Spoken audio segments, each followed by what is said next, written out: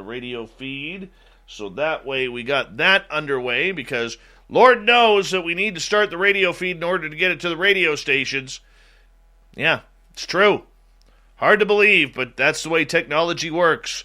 And Dal Boop, always a pleasure to have you here, beautiful. Flash forward, what's happening? The gorgeous Jenny, nice to see you. And let's see, Double Tim, what's happening, buddy? Good to have you here. We are 20 seconds away. Remember, the Super Chat is a great way to support what we do on this show on a nightly basis. Also, if you're brand new here, please do us a favor. Hit that subscribe button. Ring that bell. We are literally here 7 days a week for your entertainment needs. And, of course, thank you to all the veterans who are tuning us in, as well as all of our regulars who show up and hang out with us as we talk about the strange, weird world that we live in, and we absolutely love it. So make sure you hit that subscribe button, give us a thumbs up or thumbs down. My new Facebook friend, Sweet Morbidly Bear, there she is. Flash forward, thank you so much for kicking off the Super Chat tonight. Really appreciate it. Rooted in gorgeous sacredness. And here we go, everyone. Get your horns up, because it's time for Mr. Bumblefoot.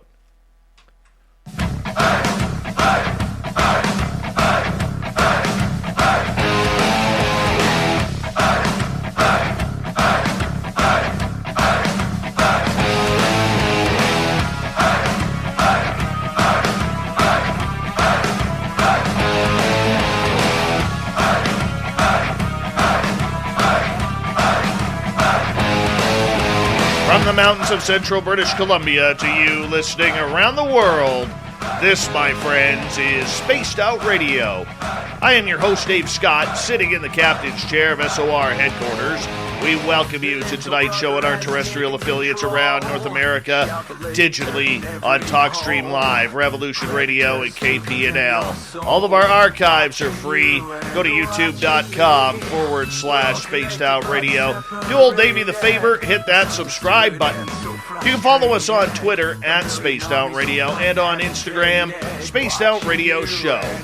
Our website, spacedoutradio.com, we have a plethora of features for you, including rocking out to Bumblefoot and reading up on Captain Shirk's SOR Newswire.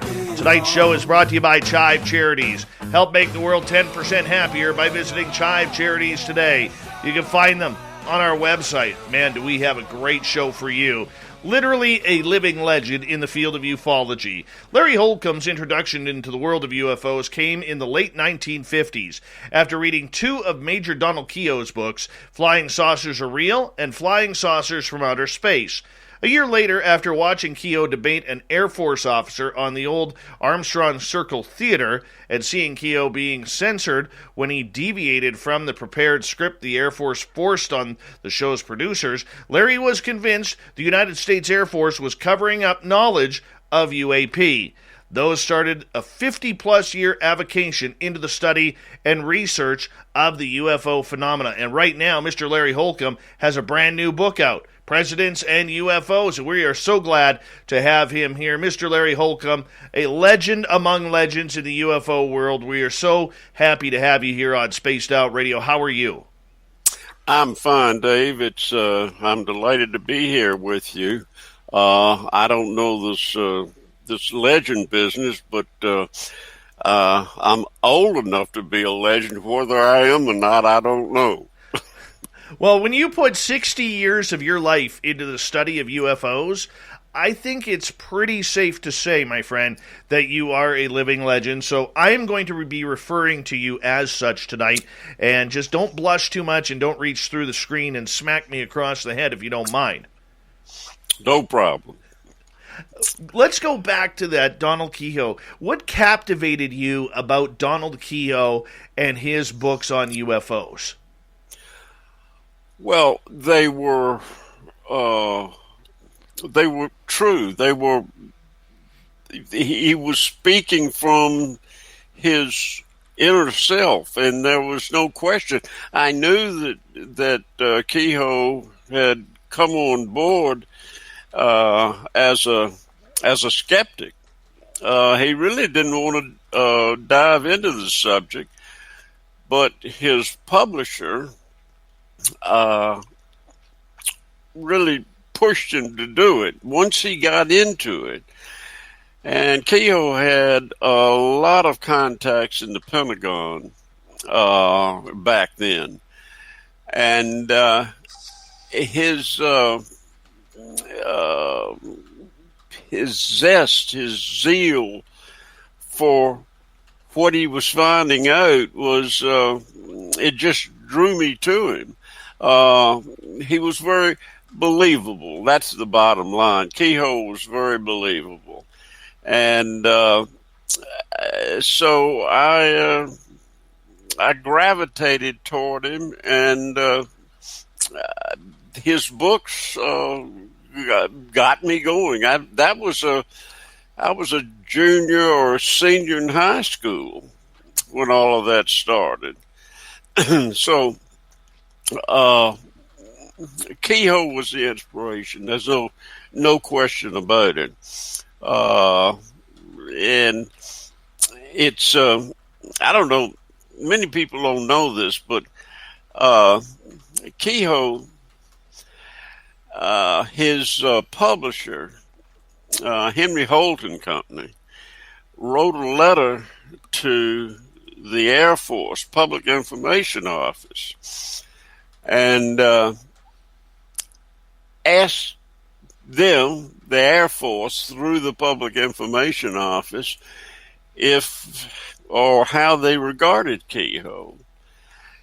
And I can't quote exactly what the reply was, but the reply back to Henry Holton Company, and this was before they published his book. The reply back was, we in the Air Force are well aware of Major Kehoe. We know that he is a responsible journalist. We respect him, et cetera, et cetera.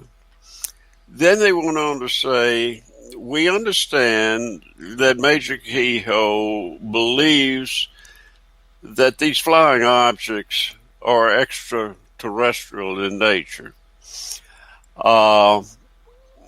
We don't necessarily buy into that, but we don't think it's impossible either. Now, they are my words. A chop's letter was much better.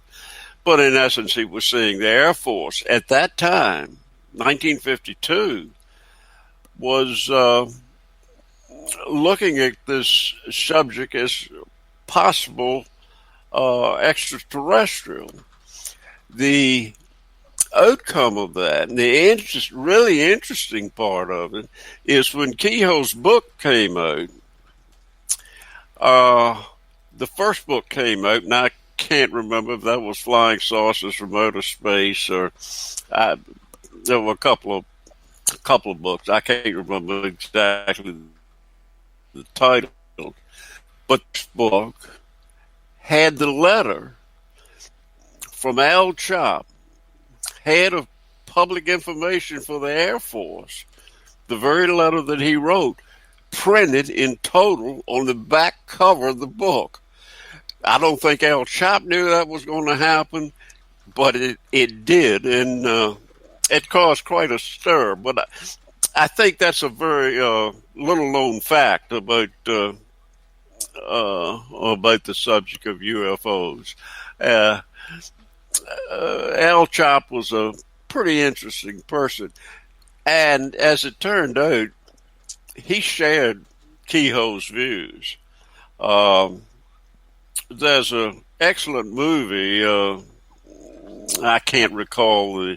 I think it's UFOs something. But anyway, it was a pretty good movie, and it really was about Al Chop and his life as with the Air Force as public information officer. So interesting, very interesting guy.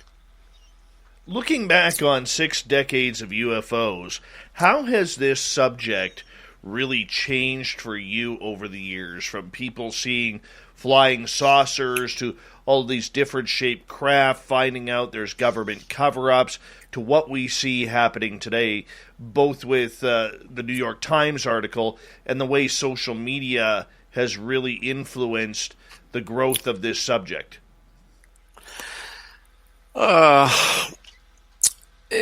In one respect, we haven't seen the change that we'd like to see.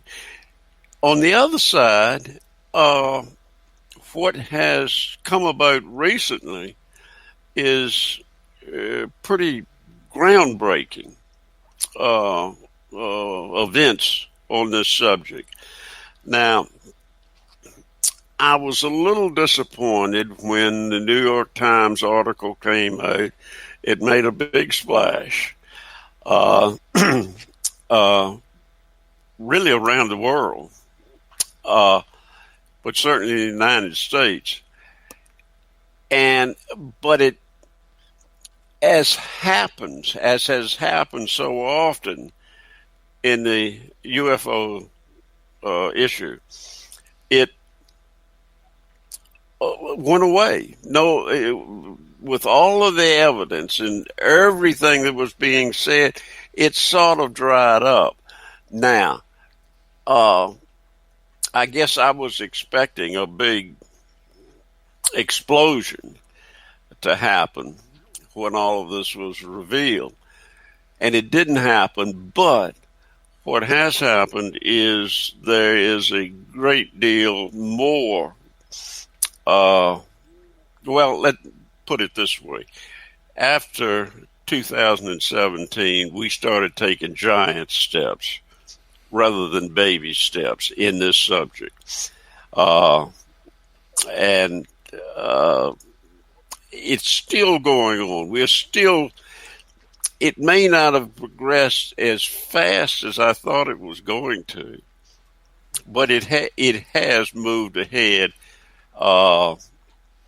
in a major way from what it had been doing over the years. Another thing to keep in mind,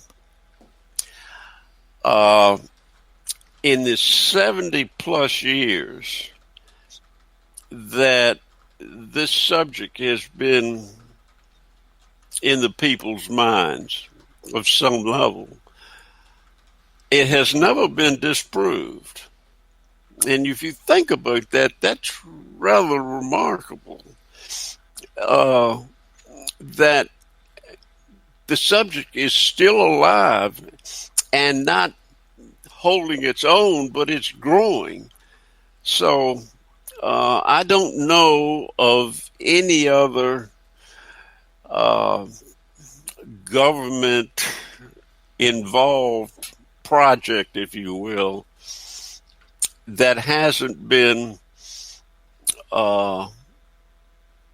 proven to be an accurate program that has always been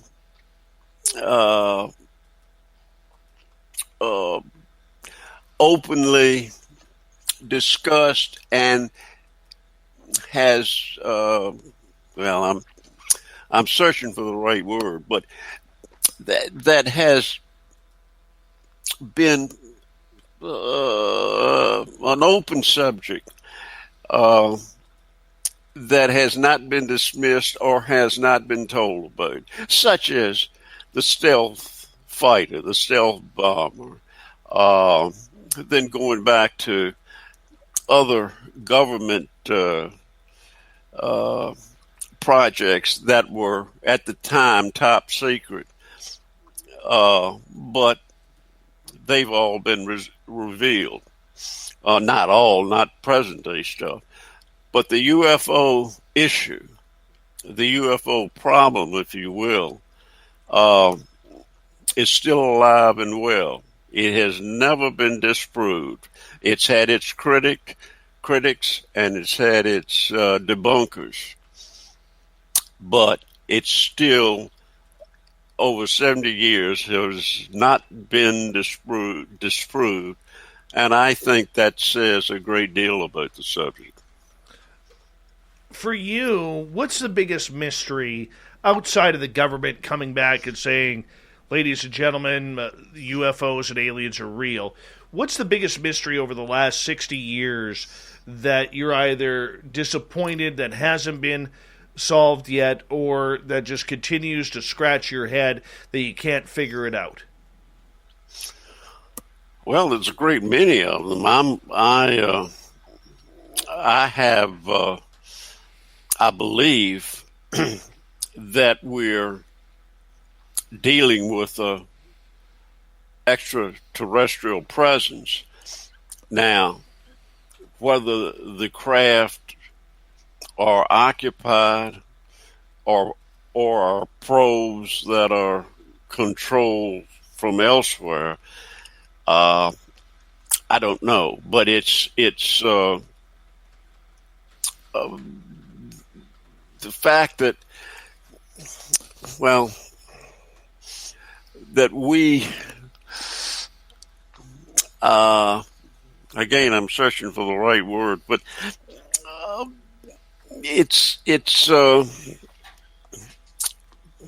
well, do I have a one particular case that I'm particularly wrapped up in, and that would be, of course, Roswell, which I've spent so much time with. And I think without question, Roswell was an extraterrestrial event. All the information, all of the data, all of the people that have witnessed it. Of course, most of those have passed on now, but we still have their what they said and what they believed. So I think Roswell still remains, as far as the U.S. goes, the top of the pyramid, so to speak. Now, there are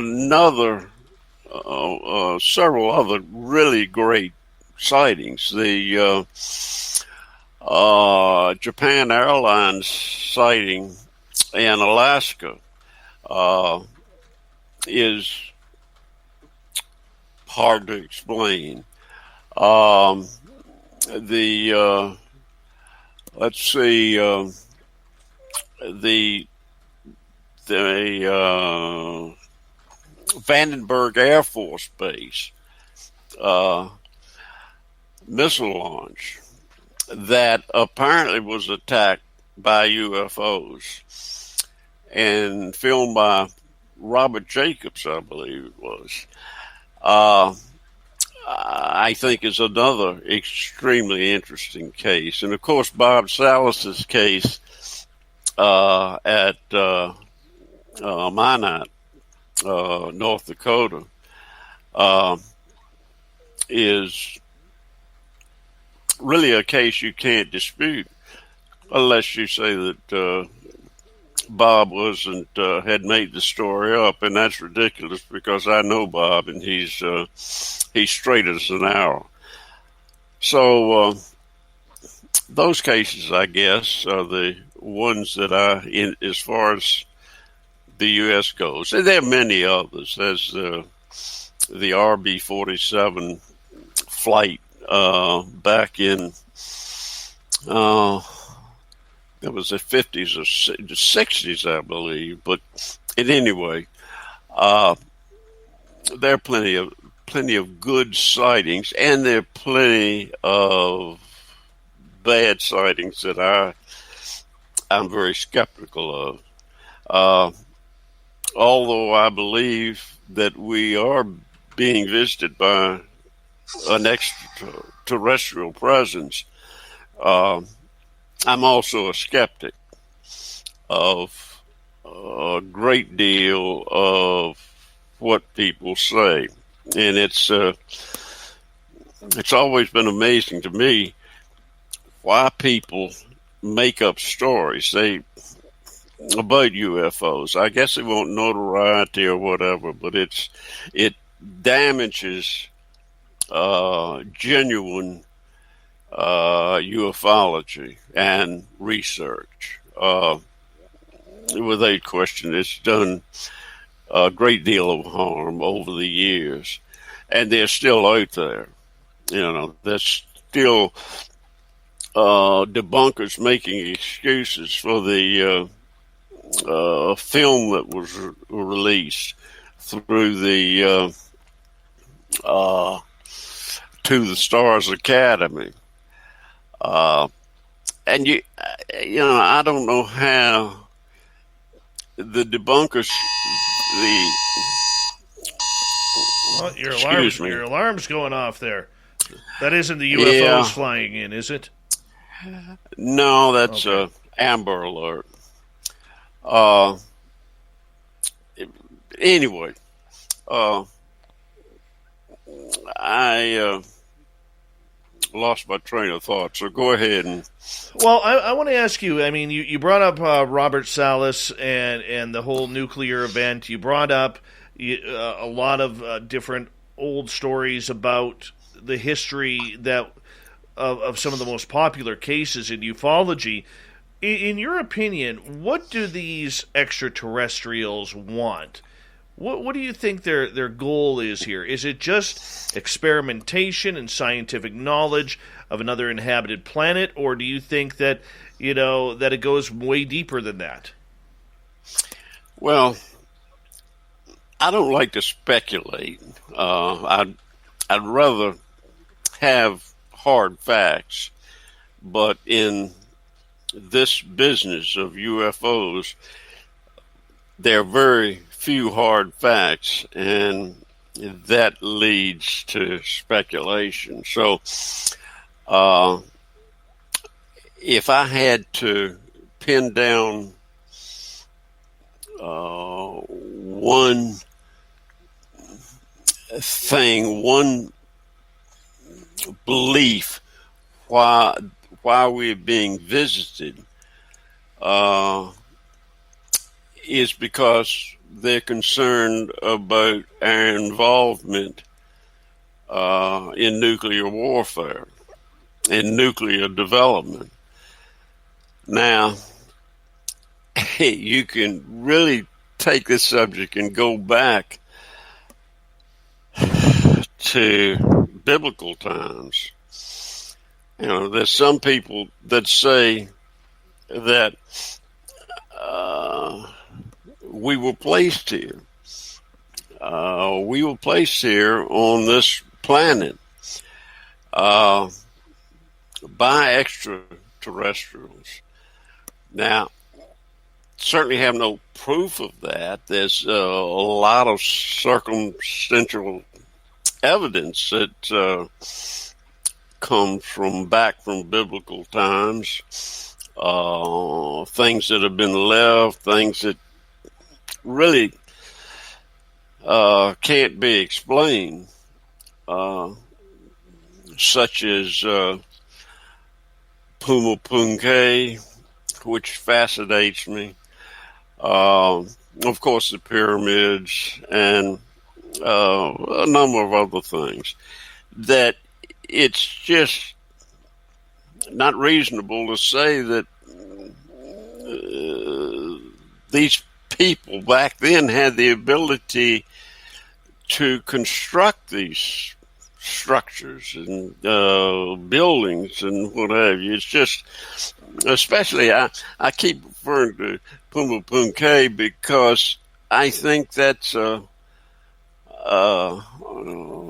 real telltale that we were dealing, that there was something there that was really extraordinary, that allowed these massive structures to be built and manufactured in a way that I'm not sure we could do it now. Right. And, sir, I'm going to get you to hold on right there because we are going to go to break here at the bottom of the hour. Legendary UFO researcher Larry Holcombe is here looking into the history of ufology, which will continue right after this, the second half hour of Spaced Out Radio next. Stay tuned.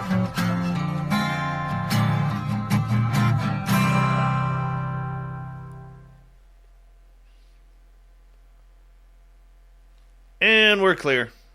This is so exciting. So exciting.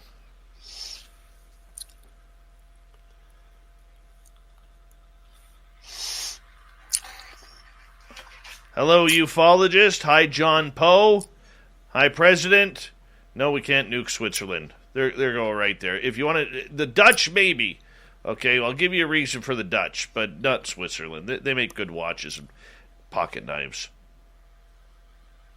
Fapster, what's happening? And there's Low Pro joining us. And who else? The gorgeous and talented Teresa has returned. Hi, Nikki, the lovely psychic of Seattle. And, yeah, we're caught up now. You having fun yet, boss? Mr. H, you having fun? Oh, yeah. Good. Oh, yeah, I had to stumble around a bit, but yeah, it's I'm getting my sea legs. The one point I wanted to bring up, which I'll do when we come back on, is the business of a comms razor. Yes. And how the debunkers use that. And I think it's exactly the opposite way around. If you want to look at the path of least resistance or the most logical explanation, you come back to the extraterrestrial events or extraterrestrial visitation. I think that's to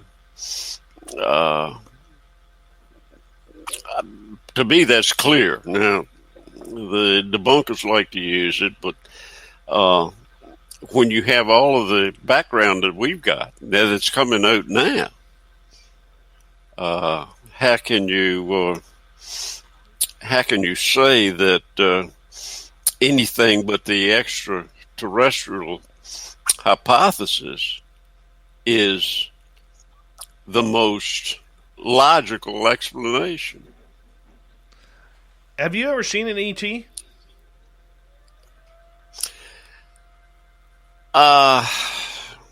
Well, yes. One time. I don't talk about it because it's, for one thing, it's not a very sexy sighting. But yes, it was a sighting I couldn't explain. Do you want me to go into it? I would love. You know what? I'll ask you that on the show. I'll ask you that on the show because that'll be good. And yeah. I've been face to face with 2 extraterrestrials, and I have never been more scared in my life. And it's a cool scared, man. It is a very cool scared, and I would love to go through it again. I really would. My wife was away from our house at the time, and when she got back, she found all the doors locked. So it was it unnerved me. Did you ever meet Philip Kraft? Used to write for the LA Times, and then had his major experience. No. And ended up writing a 3-novel story about his contact with the Verdens. The story still blows me away. The name's familiar, but I can't remember. He passed away. He passed away a number of years ago. Yeah. Hi, Ravishing Rachel Rodriguez. How are you? Yeah, I mean, that story stunned me because him and I had very similar backgrounds. Both journalists. I worked in radio. He worked in, much longer at the LA Times, and kind of went from there. And then out of nowhere, just started having experiences. We got about 20 seconds here, boss. Thank you to Cat Chaser and Flash Forward for the awesome super chats. It's a great way to support what we do on this show on a nightly basis. Big thank you to all the veterans who are tuning us in. We absolutely love you. You always have a safe home here. And, of course, all our regulars, we always love you guys here, including that Chad Smith guy. Here we go.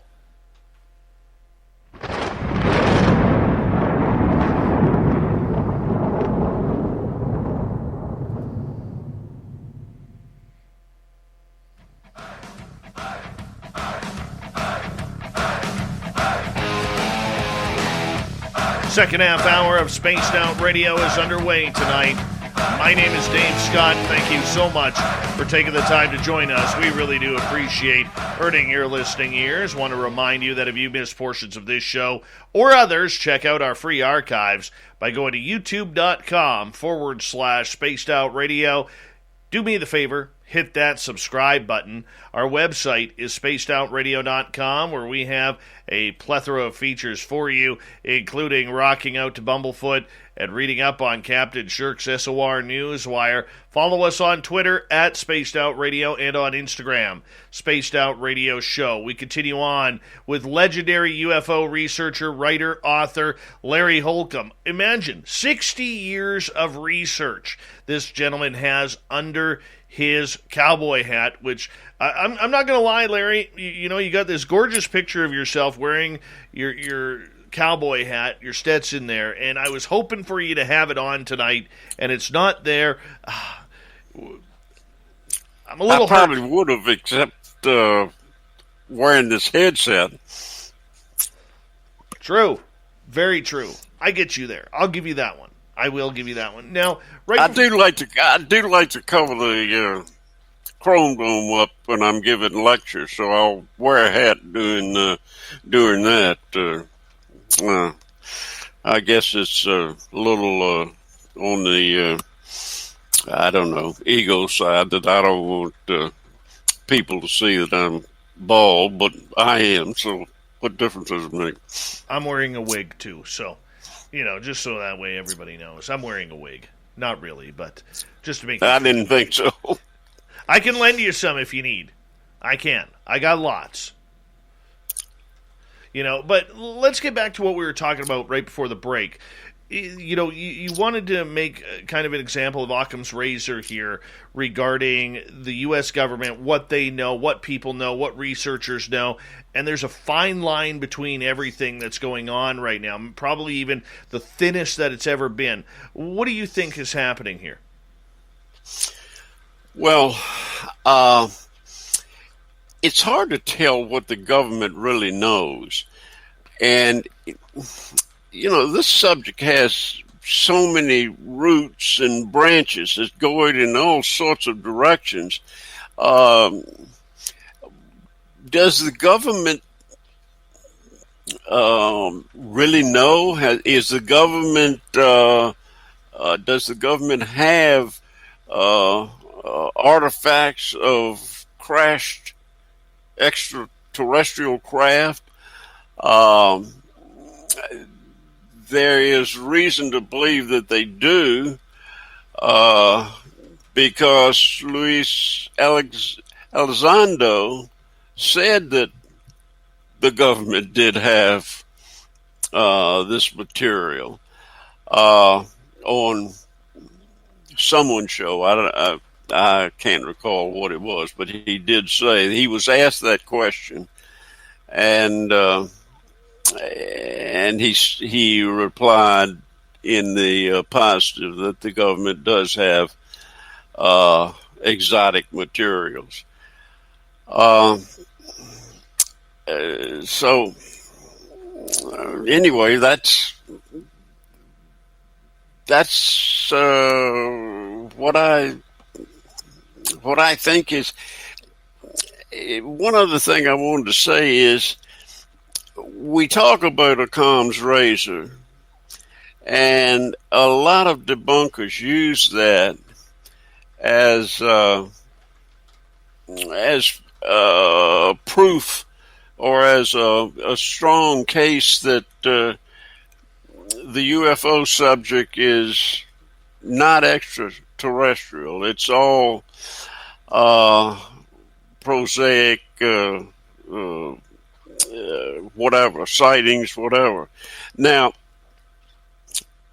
in my opinion, if you use Occam's razor's theory, that the most logical explanation is the correct explanation, where we have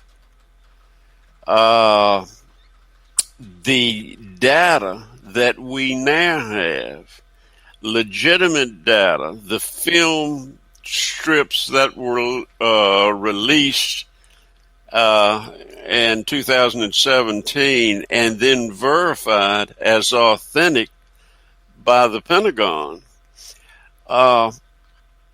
When you put that and a lot of other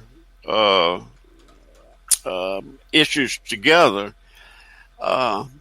in my opinion, you come up with the most logical, reasonable explanation is the extraterrestrial theory. I don't see how anybody can look at it any other way. The performance of these craft are far beyond anything that we have today. I'm sure that there are projects being tested in the desert or the western desert that are probably 50 years or so ahead of what we know about. But 50 years ahead doesn't come close to what we are seeing these objects do. So I think that we've gotten to a point where it's very difficult to go against the extraterrestrial hypothesis. A lot of the debate that has happened from Lou Elizondo and others is the fact that we, Larry, have heard many of them say we don't know where these beings, if we could call them that, or craft, are coming from. We don't know if it's from the future. We don't know if it's from space, if it's from another timeline, a different dimension, inner Earth, the ocean, and they've always been here. There seems to be a large contingency on trying to figure out where these craft and or potentially beings are coming from. Now, we all assume it's from space, but how do you look at that debate after 60 years? Well, in my early years of the subject, I was convinced, as Keyhole was, that they were extraterrestrial in nature, and I still believe that. I think that's the logical approach. However, I don't rule out time travel. I don't rule out extra or dimensional issues. I don't understand it. I've listened to Dr. Mikio Keiko discuss it, and I still don't understand it. But it's. I think that we've gotten better at understanding what these things probably are. Now, let me stop and say, I don't know what the government knows. I don't have any idea. Well, I take that back. I do have an idea, but uh, the the government, you got you got two issues to consider. Uh, Number one, the government is concerned from a standpoint of national defense because we have objects now that the government admits can fly through our sovereign airspace. Uh, that's not, they're not impeded in any way. We don't have the ability to stop them. So that's a great concern. On the other side of the issue, and I tend to believe in this, that there is a small group of people in the government or in industry, high-ranking industry, government contractors that know a great deal more about this than's being told. But in either case, we know now with the government's admission that these objects are real, and they're not something that's visionary or whatever. So I don't rule out time travel, extraterrestrial visitation, or the dimensional issue. I think they're all in play until we find out something differently. Do you think the U.S. government especially knows more than what they are admitting? Because everybody seems to be playing a little stupid here. You know, basically saying, we don't know where they're coming from. We don't know what their technology is. We haven't seen anything like this before. And it seems like I'm one of the few who has said to my audience, they've been knowing for 70 plus years since Roswell. They have a lot of information.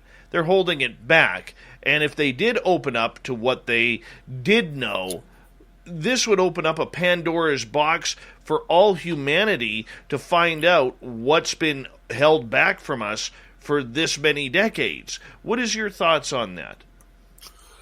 Well, I agree with you. I think that we have the government, some small group within the government knows a great deal. I think the spokesmen that we hear from are told what to say, and they really don't know. But there is a group within the government that, and it could be made up of government people and military contractors. Military contractors like TRW Systems and Raytheon and so on, they have the ability to conceal and maintain classifications probably better than our own government does. So I think that that we are we're on the verge of making some great breakthroughs with what the government knows, but how quickly that's coming, and if it's going to be revealed in some sort of higher level, or if it's going to be dribbled out to us, which seems to be what's happening now. I don't know, but I think that within the government there is a very select, small group of people that do know. Excuse me. That's okay. That is an Amber Alert. If you want to read that out, since we are a media company, that I'm okay with that. Well, I just cut it off. But anyway. All right. But anyway,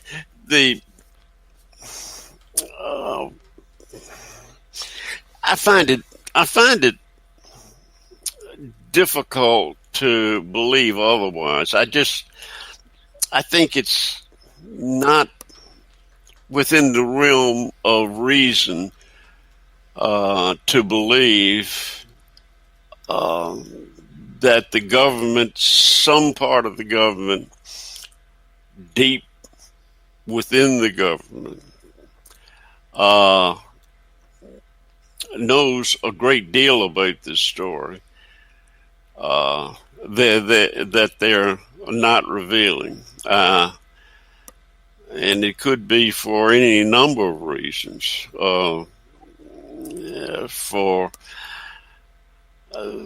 Because these objects, these people, are entities that are extraterrestrials, have a great deal of. Well, I think that the government has a great deal of information on them, on a very limited knowledge. And the spokesman that we hear on television, and people at press conferences, they're not in the know. They're telling what they're told to tell. And, my research has shown that high-ranking officers, high-ranking military officers, generals, admirals, by and large, if they don't have a need to know, if there's not really a need to know, they don't know. I have a friend that is a retired Air Force bird colonel. And, of course, when he came up, he made a lot of friends, and a lot of his friends are now general officers or retired general officers. And he knows my interest in the subject. And he's talked with his friends, these general officers, 2-star, 3-star, 1 4-star. And they told him that they just didn't know, that they were fascinated by the subject, but they didn't really have any information on it. I'll take that back. There was one 2-star that was had a high level position in NORAD, and he cut the conversation off quickly, according to my friend. He didn't want any parts of it. And if anybody in the government, in the military, knows about what goes on in our skies, you would think that a high-level officer in NORAD would be one of those people. So, anyway, that's my take, that we just, the government has people that are talking their line, and they don't know, but there is a core group that does know, and knows a great deal more than they're telling us now. Why the secret, though? After 70 years, why continue to spread the I don't know profile? Is it that way high up in top secret affairs that they really don't want a lot of these generals or admirals or even colonels to know?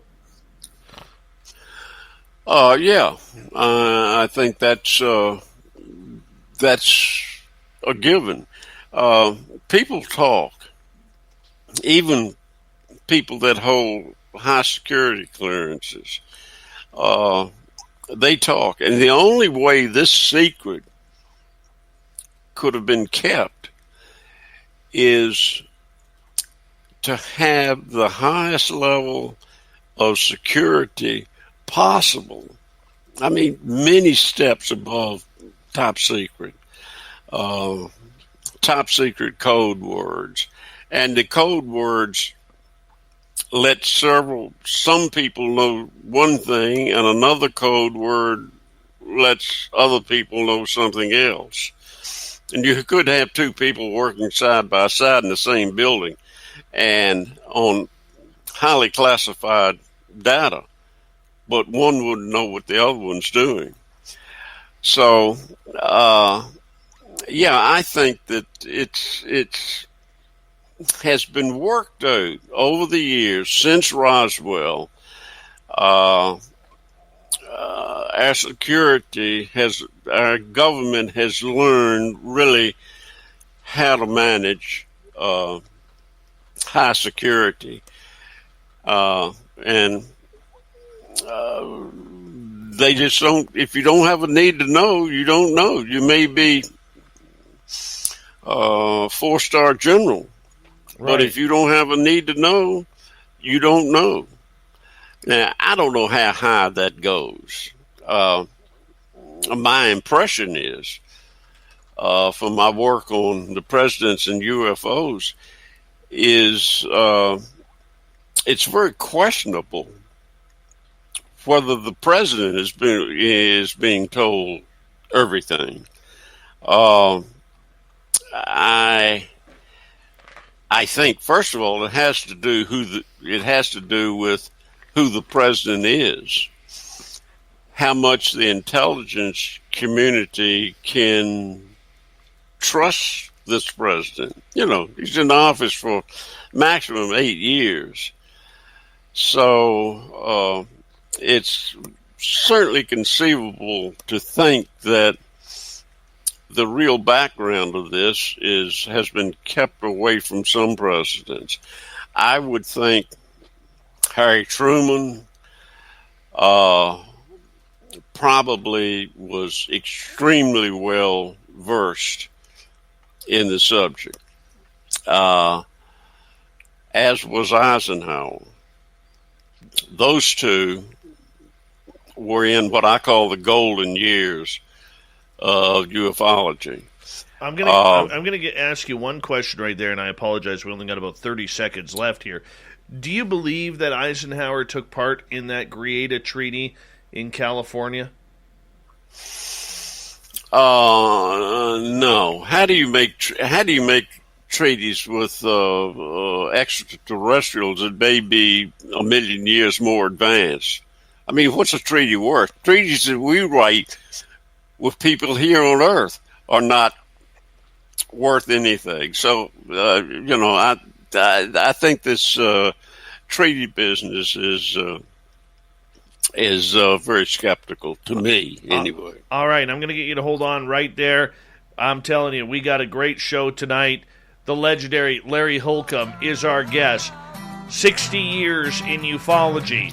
We're going to transition getting into his latest book, Presidents and UFOs, when we come back for Hour 2 of Spaced Out Radio.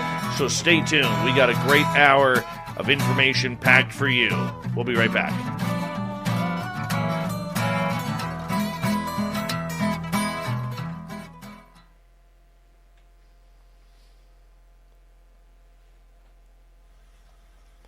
All right, we're clear. We got about 6 minutes here, boss. Well, they're good questions. It's, I have to do a lot of thinking. I'm not as young as I used to be, and things don't come to me too quickly. But it's, you're asking good probing questions, and that's always very good to have. Somebody that knows the subject is talking about. Well, I put my pants on one leg at a time, as Stanton Friedman once told me. You knew Stan, did you? Well, I never met him face to face. I didn't have that pleasure.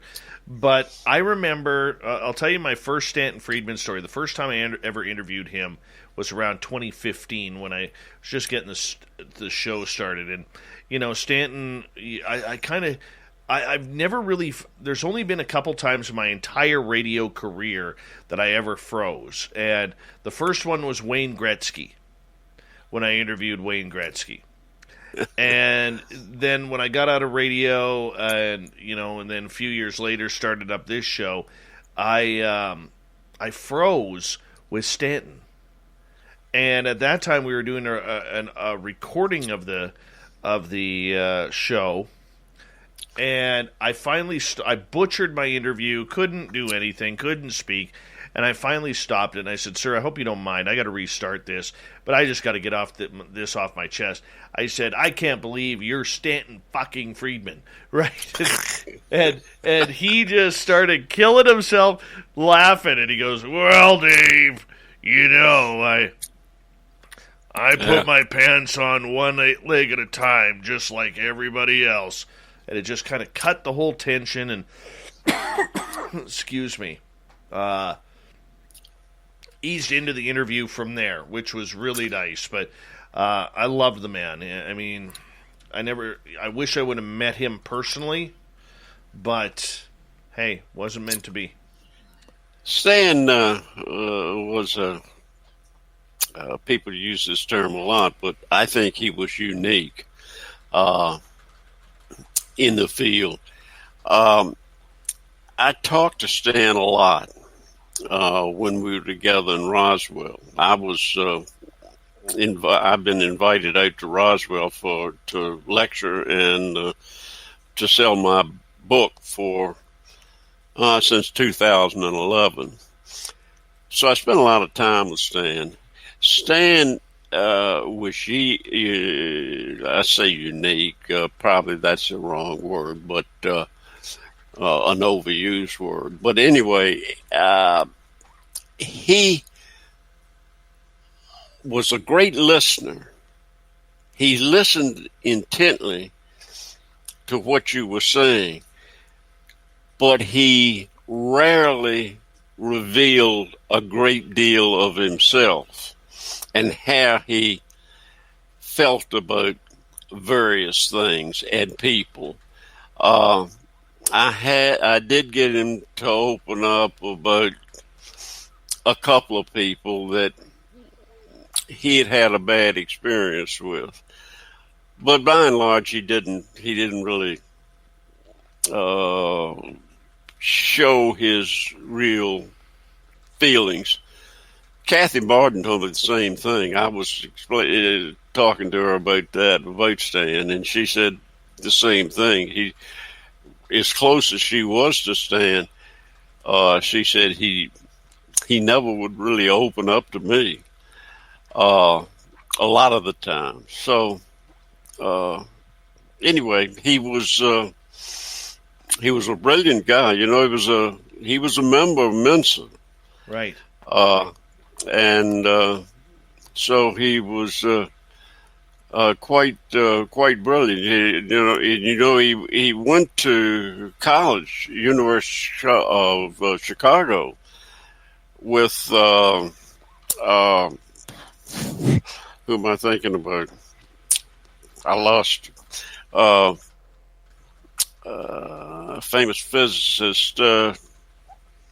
Anyway, who gave him the business about not Carl Sagan, who gave him the business about not staying in school and getting his doctorate. And Stan said, the simple truth was, I had to go to work. I had to make some money. And so he and Carl Sagan were pretty good friends, although they disagreed on the UFO issue.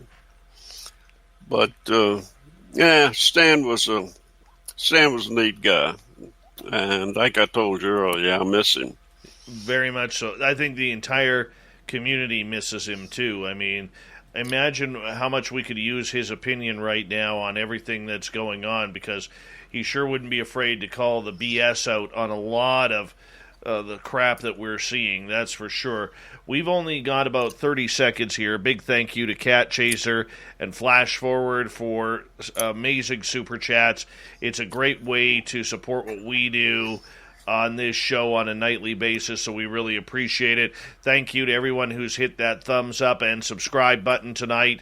We really do appreciate the support. Thank you to our regulars and all the veterans tuning on in. Get your horns up, get ready. Here comes hour number 2 right now. You're listening to Spaced Out Radio with Dave Scott. Follow Dave on Twitter at Spaced Out Radio and on Facebook, Spaced Out Radio Show. Hour number 2 of Spaced Out Radio is now underway. My name is Dave Scott. Thank you so much for tuning us on in wherever you are on this beautiful planet we call Earth. Want to remind you that if you've missed portions of this show or others, check out our free archives by going to youtube.com/Spaced Out Radio. Do us a favor, hit that subscribe button. The Desert Clam has set the password for tonight in the SOR Space Travelers Club, Echopraxia. Echopraxia is your password. Use it wisely, Space Travelers, as the Clam sets a password each and every night right here on Spaced Out Radio.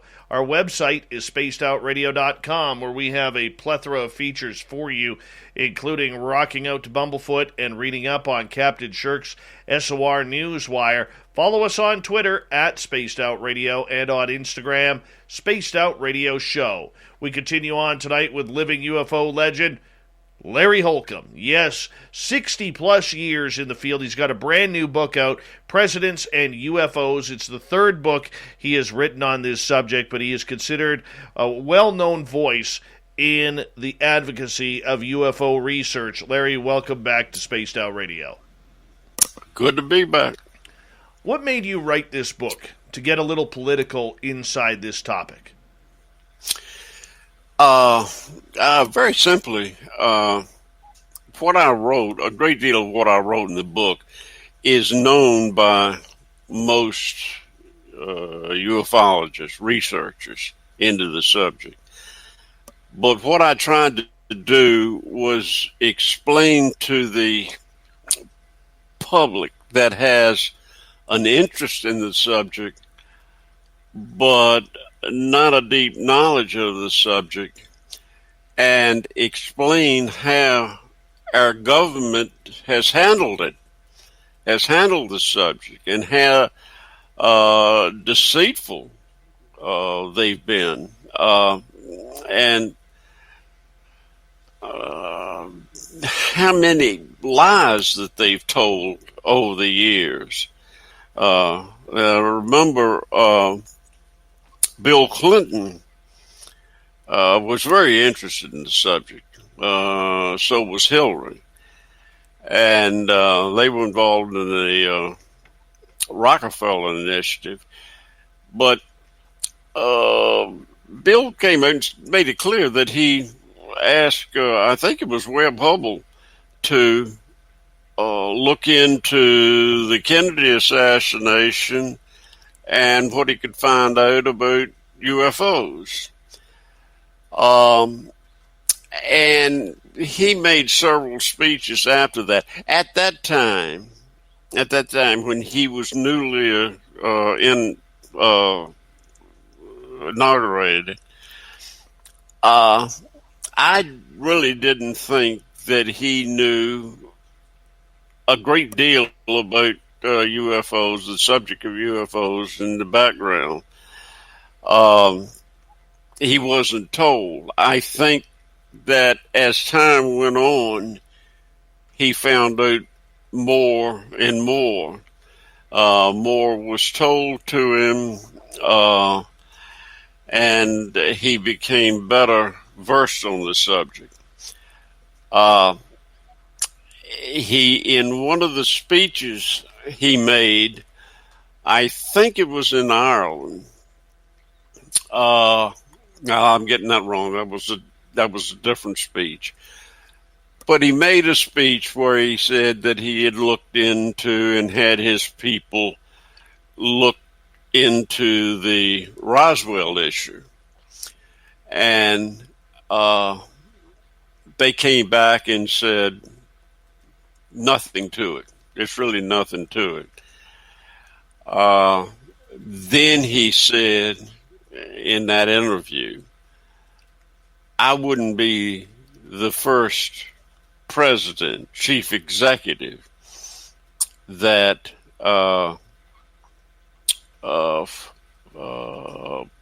full-time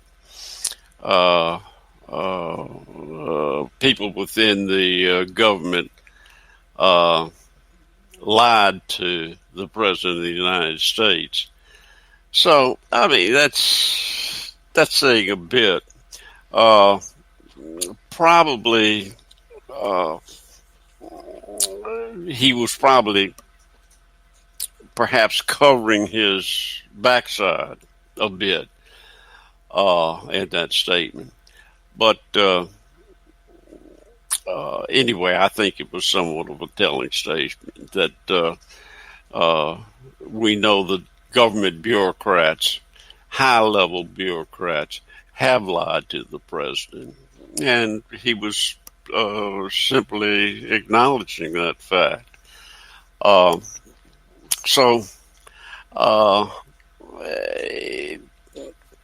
In any case, I think that we're dealing with a government that probably is scared. You were talking about earlier, I think, why the government would want to classify this so highly above top secret. Again, you can only speculate. There could be a number of reasons. People say it's because the people are not ready for the truth of what we know is fact. Is that the case? I don't know. It's very possible.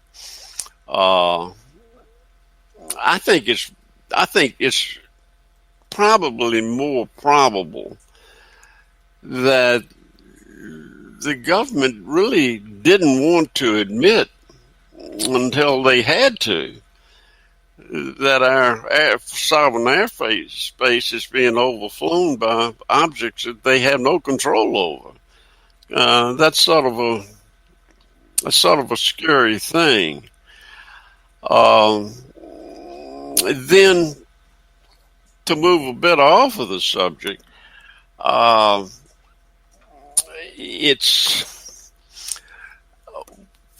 it's a difficult thing to understand why the UFO subject is taken to such extremes by to keep the security up, and it really is and sometimes hard to understand. But on the other hand, if the government does know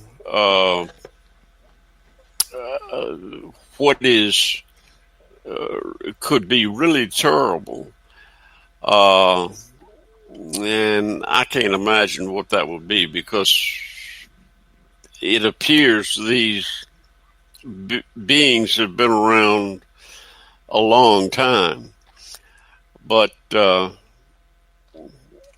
I don't know. Again, it's so much in this subject.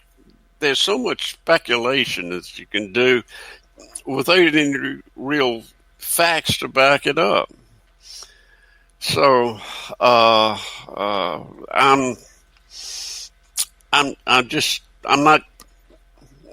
not sure of where we are with the government. I've tried to figure it out, and it just doesn't. I can't get a handle on it.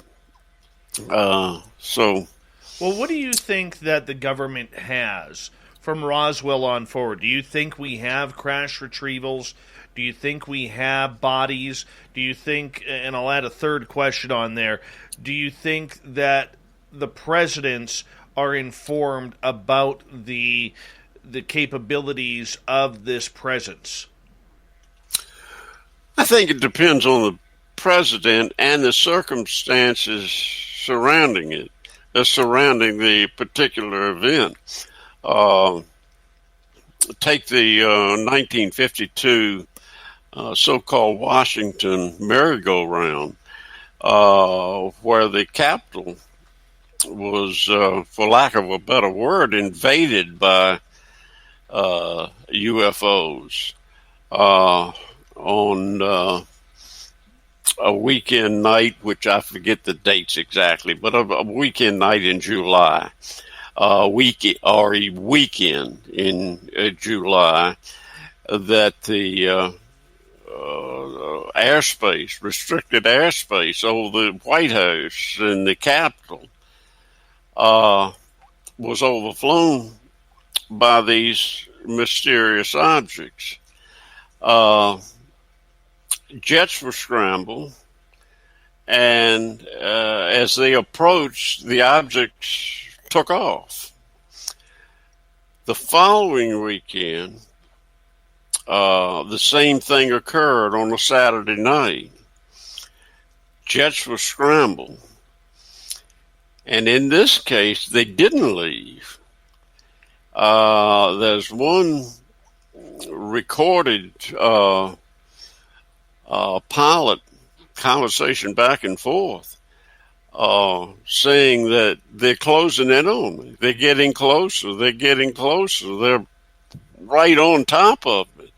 What should I do? I guess he's saying, should he fire on them? Which would have not been a good choice. But in any case, within an instant, they took off and left. So this is a well-documented case. The head of public information for the Air Force, Albert Chop, as I mentioned earlier, he was on the second weekend, he was in the tower, and he was observing what was going on radar, as was radar operators at Andrews Air Force Base and Washington National, I believe.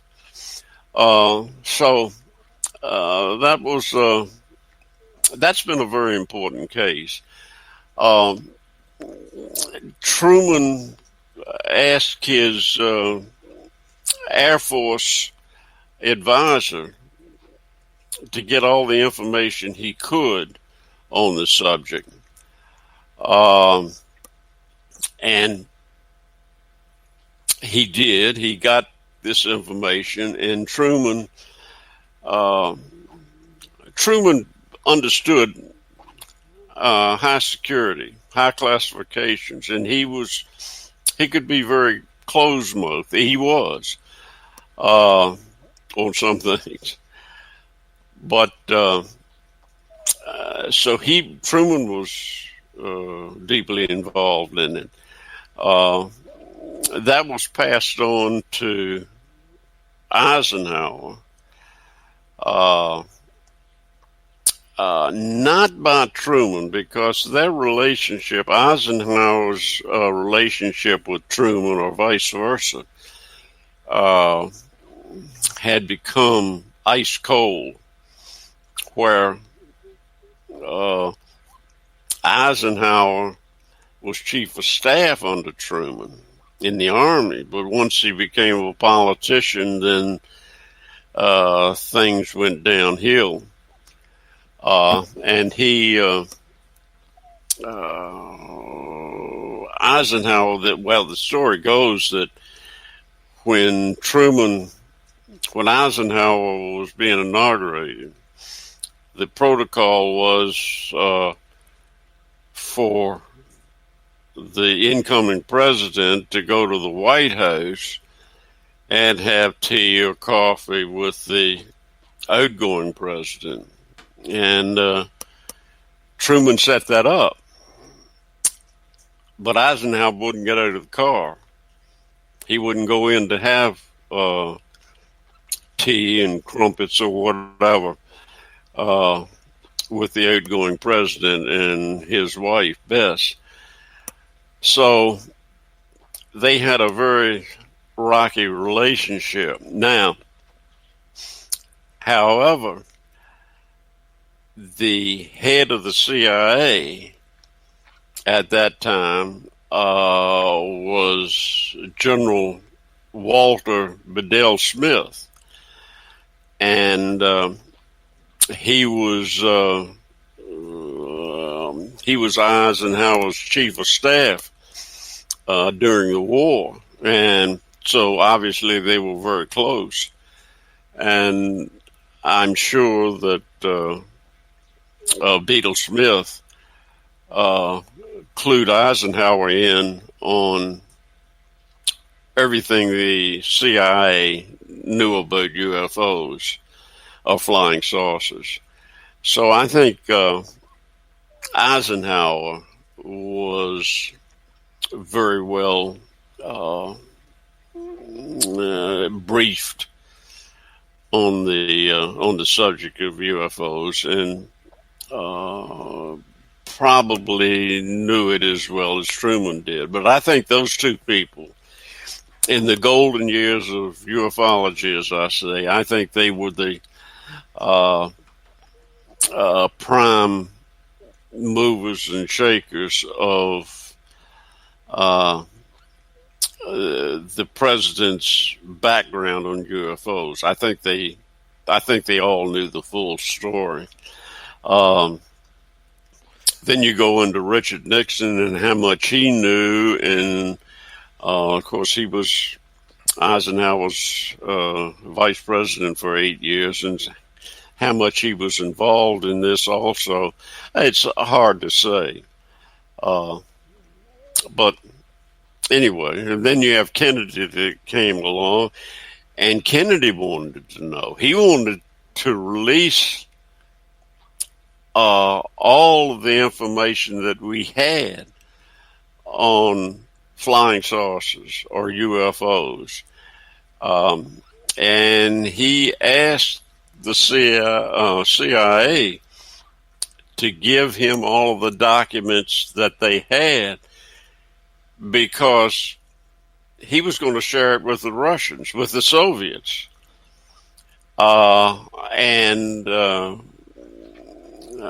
Yes, it was Khrushchev, was supposed to do the same to us, to the USA. But that never happened. Kennedy was assassinated, and so that never came about. I want to ask you in regards to Truman and Eisenhower. Every time we talk UFOs, it seems that we skip a lot of presidents and get right to Eisenhower and Truman. Do you think, and maybe in your research I'm not too sure if you could even answer this question, but do you think with the involvement that these two had in UFOs and the subject from Roswell on forward, do you think that these two really set the tone for future presidents on what a president should know or could know about UFOs? That's a good question. I really don't know. It's certainly possible, but I think it's really been up to the intelligence community after Eisenhower to tell the incoming presidents what level of information they were going to get on the subject. Kennedy wanted the information, and it's clear to me that the CIA didn't want to give it to him. Neither did NASA.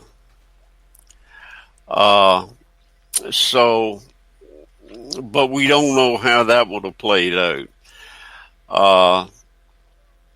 Then moving ahead, I think that Richard Nixon had a great deal of knowledge on the subject. So to answer your question, I think it simply goes back to how well the incoming president is trusted by the intelligence community, and how much information they get, and what they get is tightly controlled by this group. I want to say Majestic 12, and I still believe Majestic 12 existed. Whether it's of the same name now, I doubt it. It's probably much larger. But I think, that did exist, and I think that, I know that Truman if it existed, Truman had it set up. And he was in charge of all the information, who would get it and who wouldn't.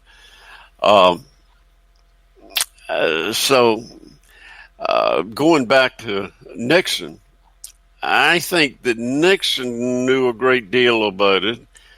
I think the intelligence community trusted Nixon. He had been vice president for 8 years under Eisenhower. How much information he had, I don't know, but he was certainly interested in the subject. And especially his good friend Jackie Gleason was. I'm sure, and it's said that Gleason pressed Nixon to reveal what the government knew. And in my book, I won't go into it here, but in my book is the story about Nixon and his what appears to be his attempt or his desire to expose the UFO issue, to disclose the UFO issue to the public. On that note, I'm going to get you to hold on right there, Mr. Holcombe, as we are going to go to break here at the bottom of the hour. We've got Mr. Larry Holcombe, 60 years of UFO knowledge, for another 60 minutes here on Spaced Out Radio. We continue talking presidents and UFOs when we return on the mighty SOR.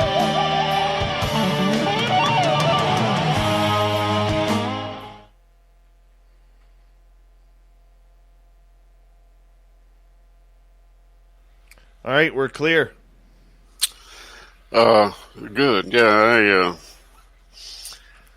the Nixon story is pretty important to me because, as you know from my book, I spent a lot of time with Bob Emenegger, right, who made the documentary film UFOs Past, Present, and Future, which I think was one of the best documentaries on this subject made, certainly at that time in the mid-1970s. And Bob Emenegger was he was the co-producer of the film, and I think it shows, without question, that Eisenhower or Nixon was on the road to disclosure, and if it had not been for Watergate, things could be a lot different now. Right. Well, we'll continue on from there when we get back.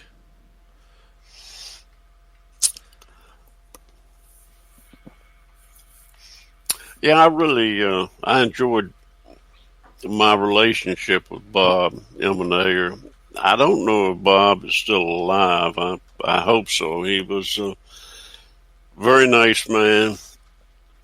My wife and I stayed at his home overnight when I interviewed him. Very gracious. We did take him out to dinner, and he just opened up. It was quite interesting. Well, according to Google, he's still alive at 89 years old. Yeah, he was pretty hardy. So I'm glad to know that he is. I haven't talked with him in quite a while, which is my fault. But anyway, he's a good man, and I was trying to think of his partner's name, which evades me right now. But anyway, the two of them worked together when they were going to get information from the White House, from the Nixon administration, through a contact named Paul Shartle. And it seemed to be that Nixon was fast on the way to some level of disclosure, and this could very well been the result of his buddy Jackie Gleason beating on him to release this information. So I don't know. Again, speculation. So, we could talk about that when things pick back up, when you pick back up. Sure. And Gleason's ex-wife, Kendrick Gleason. I'm trying to think of her first name. But anyway, Beverly McKettrick Gleason tells the story of Jackie. Well, Nixon. if that's a story, I think I'm going to get you to hold on to that one. Okay. Until we come back here. We only got about 35 seconds. Okay.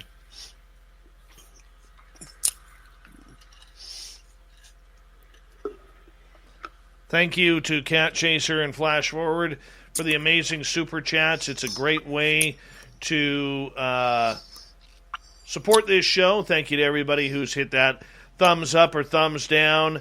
And we will get to Larry's experience as well here, so don't worry about that.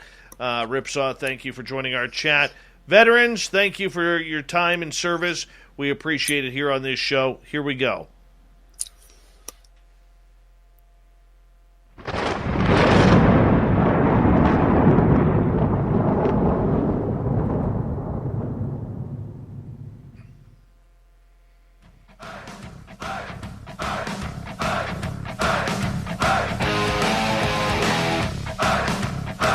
We pass the halfway point of Spaced Out Radio tonight. Thank you so much for joining us. My name is Dave Scott. Very much appreciate earning your listening ears. Want to remind you that if you missed portions of this show or others, check out our free archives by going to youtube.com/Spaced Out Radio. Do me the favor, hit that subscribe button.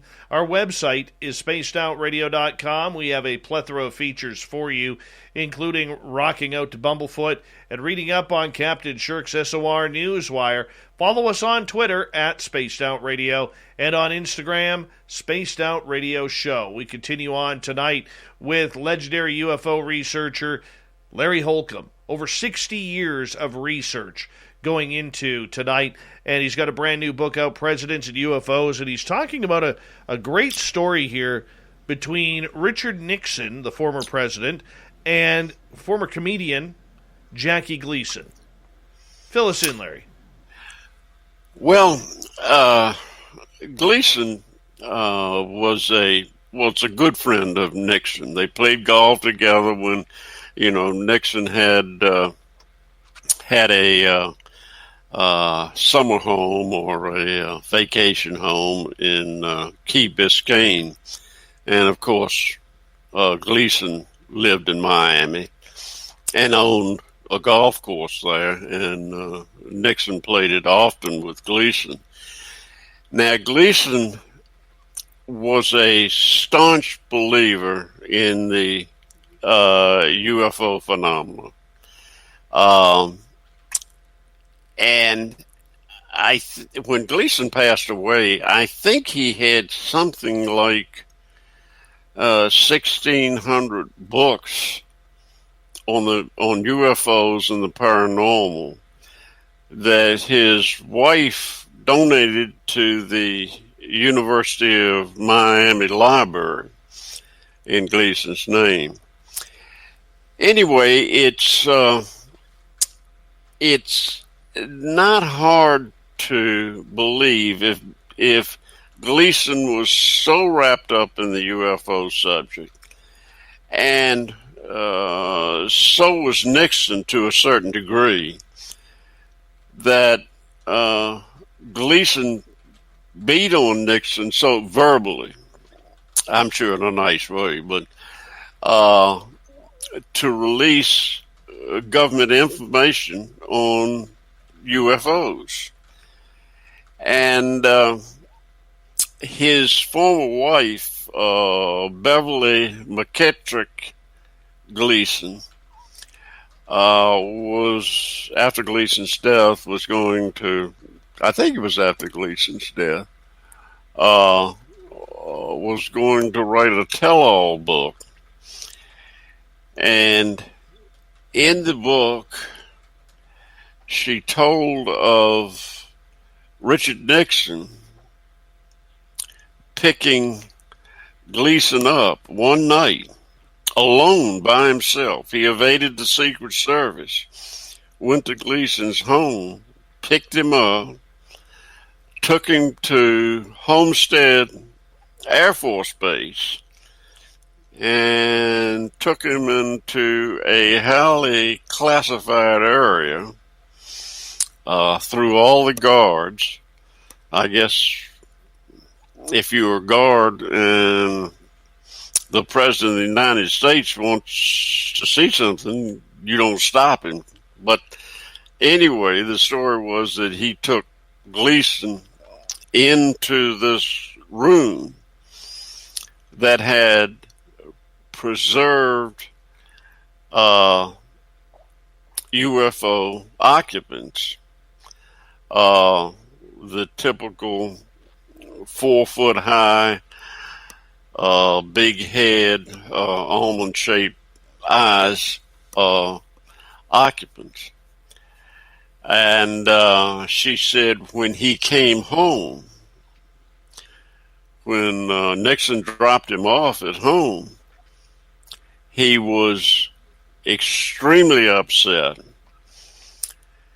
and started drinking very, very heavily. Now, Gleason was known to be well into his cups a lot of the time, so this must have been unusual for Gleason. So, in any case, that story has a lot of different tales attached to it. One of them is that Nixon didn't pick him up, but a car was sent to pick him up and took him to Homestead.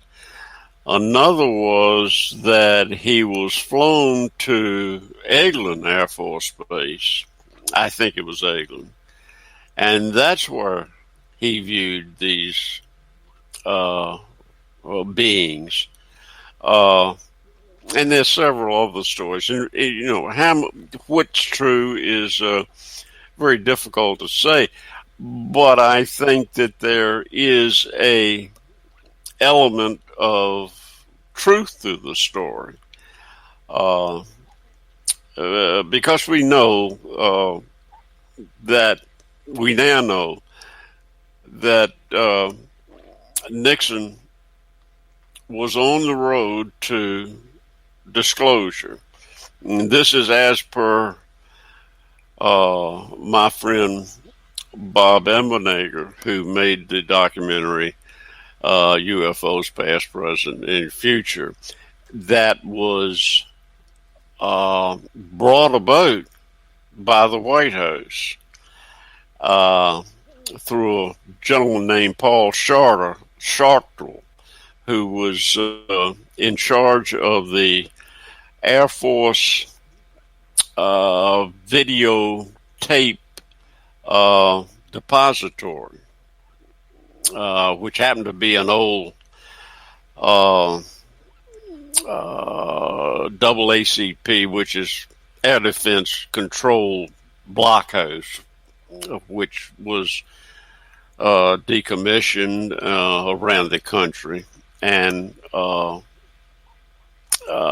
it was turned in California. It was turned into a climate control depository for UFO films, and he and his partner, Bob Emmenegger, and his partner were told that if they would make this documentary on UFOs, they would be given some 600 feet of movie film that was shot at Holcombe Air Force Base of a landing of UFOs there. Now, that story varies too about whether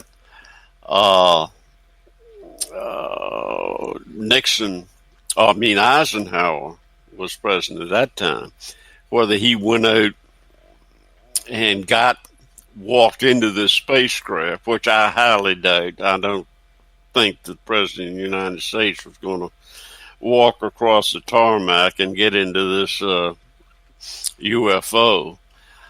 I don't think the Secret Service would have let him do that. But I think that the basis of the story is legitimate. There are a lot of witnesses to that story. So, don't mean to get off the subject, but that's how that film came about. Now, before the film was made, Bob Emenegger was contacted by his White House contact, Paul Chartle, who was in charge of the film depository for the Air Force, and told, "We're sorry, we can't give you the film that we promised you because of the Watergate scandal. And the president is now deeply involved in that, and we don't think that this would now help him, rather it would hurt him." So the film was not given to them, but they were told that they could go ahead, make the documentary, and put ending that is that was sort of made up of characters that were drawn, sketches of characters that were drawn to replace the film of the actual landing. I think personally, and I've spent time with Bob Emenegger, and he's gone through the whole process, the whole scenario with me, and I believe that what he says is accurate. I think they were promised that film, and because of Watergate, we may have been living in a bit of a different world, because if Nixon's popularity, and you have to remember that at that point Nixon's popularity was like 60%, and he had a license to do most anything he wanted to do. Then when Watergate reared its ugly head, that all came to a screeching halt, as we know. But I think that Nixon was on the verge to making some level of disclosure, very possibly major disclosure. And as I said earlier, if that had happened, if Watergate had not occurred, we could be looking at a UFO issue that is totally different from what it's been. So when you go through the path, and let's pick it up to the current side of the presidents, where we have Biden, Trump, Obama, and Bush, and then Clinton before that. They always used to laugh off the whole UFO subject prior to 2017, when the New York Times article came out. Now, all of a sudden, when we see Obama, for instance, going on Jimmy Kimmel, or all he wants to do is talk UFOs, and what he knows. I mean, to me, when I saw that Obama interview where he was describing the technological sources of the Tic Tacs and what they were doing and their capabilities, I'm like, this is a man who hasn't rehearsed this speech. This is a man in the know. And to me, it really showed that he was lying to the public regarding the UFO phenomena. But all of a sudden now he can talk about it. Are you getting that feeling too, or are we all speculation still? No, there's no question about it. As far as Obama's concerned, what he said on Jimmy Kimmel really was public knowledge. But coming from a president made it, the impact of it, great, because no president had ever acknowledged the fact that these objects existed. So for him to say it, that had come out in the New York Times and all of that, so for him to say it was not in itself news, but the fact that a former president of the United States said it was big news. So I think that's where it's very important. Now, we've obviously, since I wrote the book, there have been new things that have popped up that involve the presidents. That was not in the book because they hadn't happened yet. And that's one of the problems of writing a historical book where the events are still going on. You know, it's not like you're writing about the Second World War, which ended. Or anything else of that type. Writing about the presidents and UFOs, the history of that is difficult because they're still making history. Let's take George W. Bush. When George Bush was in office, he was asked about UFOs, and I don't remember exactly what the reporter asked him, but it was about UFOs. And Bush simply said, "Go ask Cheney."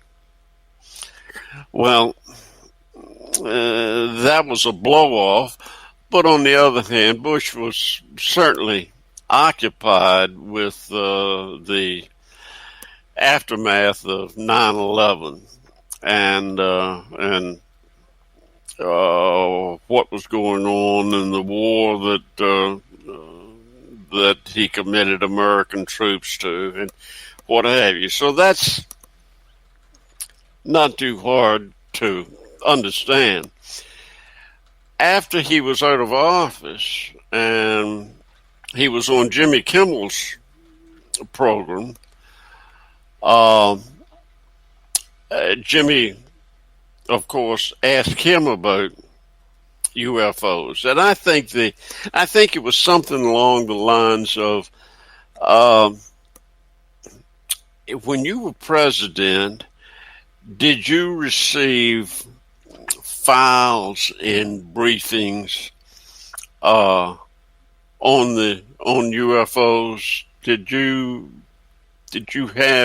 Were you given the real scoop on UFOs? And of course, you would think that his answer would be no. Now they did ask Cheney about it, and a reporter asked Cheney about it on the radio, I believe, and Cheney said, the question was, were you involved in meetings concerning UFOs? And Cheney's reply was, if I was, it would be top secret, and I couldn't talk about it. So now Bush on Jimmy Kimmel asked him the same thing. But did you get files, and were you briefed, and the files from the CIA and on the UFO issue? And Bush said, my daughters asked me that same question. And people laughed, and Kimmel said, did you tell them? And Bush said, no. So then he went on, and my recollection was that Bush really would just soon get away from the subject. But Kimmel said, well, are you telling me that, I forget his exact words, are you telling me that this didn't happen or it did happen? And Bush looked at him and said, I'm not telling you nothing. And everybody broke out in laughter. Here again, he could have written it off by saying, I don't know anything about the subject, or it was never discussed, so just kissing it off. But in essence, what he was saying was the subject was real, but he couldn't talk about it, and he wasn't going to talk about it. So, that occurred. Then you had what Obama had to say. As far as, as far as Trump goes, there is reason to believe that he was told a fair amount. Just listening to him when he was questioned about it, and his body language and his answers on the surface was saying he didn't think anything really of it, but the way he answered it indicated, at least to me, that he knew a lot more about it than he was indicating. As far as Biden, I don't think he knows anything about it, and I don't think he wants to know anything about it. I don't think that the intelligence community trusts him, and so I doubt that he has been briefed to any extent. Now, that's to say that all presidents need to know, have to know, a little something about the subject. But I think Biden probably knows less.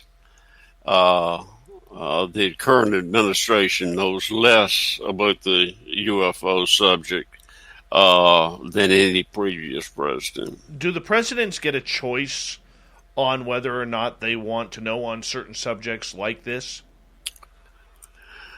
Do they get a choice? Yes. No. Clinton tried to pry information out of the intelligence community, out of the CIA, National Security Agency, and whatever. And he couldn't get it. Hillary tried to get the information for the Rockefeller Initiative. She was involved in the Rockefeller Initiative. She didn't get it. Now, it does appear that in his later terms, or his later term, he probably did find out a fair amount about it. Clinton, I'm talking about. But initially, he wasn't given that information. So it's not up to the president. It's not the president's call. I'm going to get you to hold on right there. When we come back, we'll finish this. We got to get into your personal experiences. Larry Holcombe is here tonight. Brand new book, Presidents and UFOs. We're going to continue on Spaced Out Radio in the final hour next on the Mighty SOR.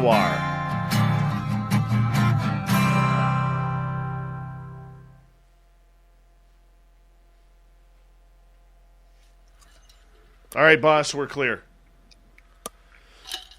All right. Sorry about that. I hope I'm giving your folks some information that they. You've been great. It's been helpful to them. It's such a complicated subject, Dave. It's just. Oh, I know. There's so much to talk about, and you can go in one direction and ending up going in another direction, because it really is. I mean, you got UFOs, extraterrestrial entities, abductions. The list goes on and on. It's such a complex issue, and the government.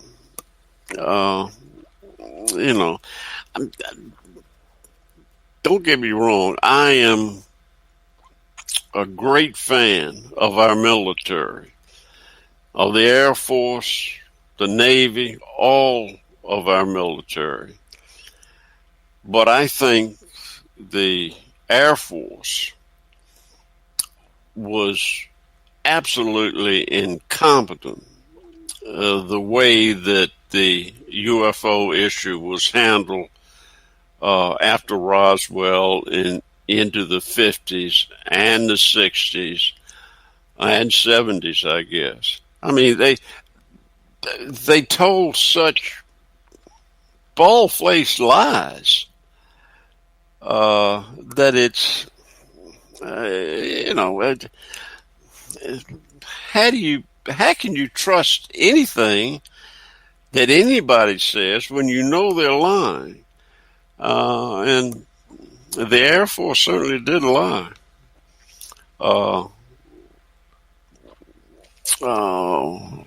We probably don't have time to get into it, but the Project Blue Book Special Report 14, Donald Quayle, Secretary of the Air Force, went to a news conference and just told bald-faced lies about what the Battelle Institute research had done on UFOs, where they had studied 3,201 cases. You know the story, I'm sure, behind that. But he just lied about the fact that, for instance, there were, he said there were 3% of the cases were unexplained, could not be explained. But they had the worst witnesses of all of the cases. The exact opposite was true. It was 21.5% couldn't be explained. And they had the best witnesses. So it was, it was just a bald-faced lie. People, you can go online now and see Project Blue Book Special Report 14. Look it up for yourself.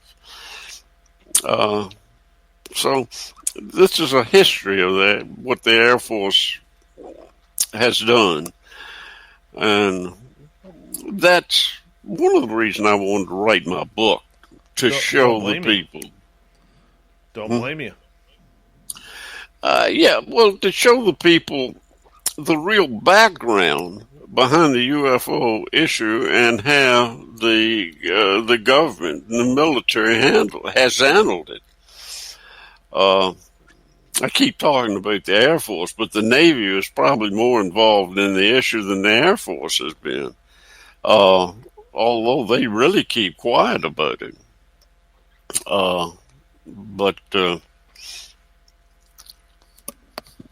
anyway, like I say, you can talk about this subject for hours and hours and still not cover much of it. 1 second here, boss. Do that. There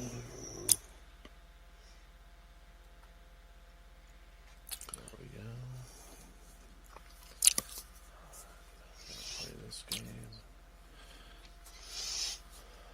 All right. There we go. Now we're all caught up.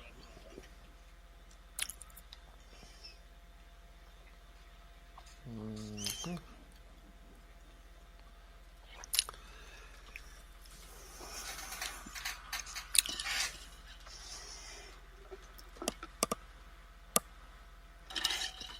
All right.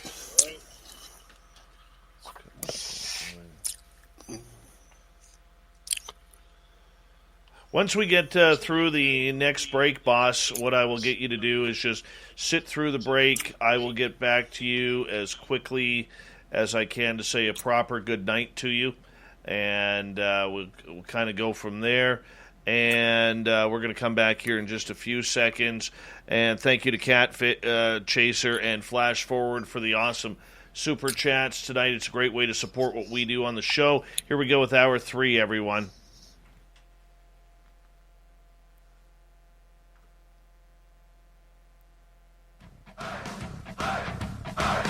Would you like to connect with us? Head to spacedoutradio.com for all your latest show info. Now, back to Dave Scott and SOR. Third and final hour of Spaced Out Radio is now underway. My name is Dave Scott. Thank you so much for taking the time to join us. We really do appreciate earning your listening ears wherever you are on this beautiful planet we call Earth. Want to say hello to everyone listening in on our terrestrial affiliates around North America and digitally on TalkStream Live, Revolution Radio, and KPNL. All of our archives are free. Just go to youtube.com/Spaced Out Radio. Do me the favor, hit that subscribe button. The Desert Clam has set the password for tonight in the SOR Space Travelers Club. Echopraxia. Echopraxia is your password. Use it wisely, space travelers, as the Clam sets the password each and every night right here on the mighty SOR. Our website is spacedoutradio.com, where we have a plethora of features for you, including rocking out to Bumblefoot and reading up on Captain Shirk's SOR Newswire. Follow us on Twitter at Spaced Out Radio and on Instagram, Spaced Out Radio Show. For the final time tonight, we bring in a man of 60 years of UFO research. And Larry Holcombe has a brand new book out called Presidents and UFOs. What do they know in the White House regarding this very intriguing subject? Larry, welcome back. Good to be back. One topic that we haven't hit tonight is your own experiences. And I'm curious, have you ever been face-to-face with an extraterrestrial or UFO? Well, yes, but it wasn't the typical UFO that you would that you think about. Although in my later years, I've come to realize that these things are also part of the phenomenon.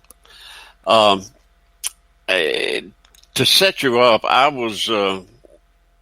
had a home on a tributary of the Great Wycomico River, which is a river that ran off of the Chesapeake Bay, and it was between the Potomac River to the north and the Rappahannock River to the south. Very beautiful, pristine river, and I was on a little creek called Balls Creek. My home, which my brother is an architect, designed for me, for us, my wife and I, it was one story on the front, but it was a sloping lot, and it was 2 stories on the back.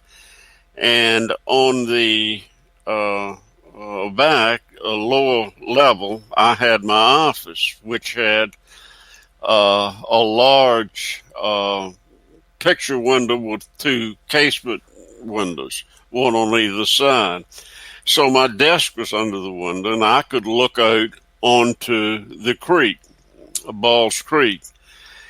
And at the time, I was watching a bunch of little ducks, mergansers, that were swimming on the creek. This is in the wintertime, probably February. And I'm guessing about 3 p.m. in the afternoon. I was there alone. On the other side of the creek was a cove. There was a point that the creek came around, and I was looking, facing toward this cove on the backside of the creek, which had a very large tree, probably an oak tree. It wasn't a pine tree. It was something else. But anyway, a very large tree. And as I was watching these ducks, I noticed that there was a large bird, which was probably an osprey, circling over top of this large tree in a very, very tight spiral. Just, like maybe 5 feet in diameter. And as I watched this bird, I noticed a rustling in the tree branches. Now, there were no leaves on the tree, but it was a very thick tree, and it had very thick branches, and so I couldn't see what was causing the rustling. And I thought perhaps that there was a bird that was caught in the limbs of this tree. As happens quite frequently there, where fishing lines, monofilament lines, get tangled up with seagulls and ospreys. And I thought maybe that was where this frantic rustling was coming from in the top of this tree. As I watched it, rising out of the tree was a orb, a sort of a teardrop shaped orb that was, I would say, from that distance, it was probably 5 feet across and maybe 7 feet in height. This was 1995, so it's hard for me to remember. And as this orb, which I will describe it as a hot air balloon, a little hot air balloon without any basket below it. Now, that's what it was shaped like. And it rose up. It rose on up. It went floating up like a balloon. So your mind is trying to figure what you're looking at. And I was thinking, well, it's probably a weather balloon. But then weather balloons come down. If they come down, they don't go back up. And they don't create a rustling in the trees. So this object floated on up to about tree level, just above the tree level. And there were high banks on both sides of this creek. I hope we don't lose power because we're going to have a bad electrical storm here. But anyway, as it rose up, it started drifting horizontally. It didn't continue to rise as you would expect.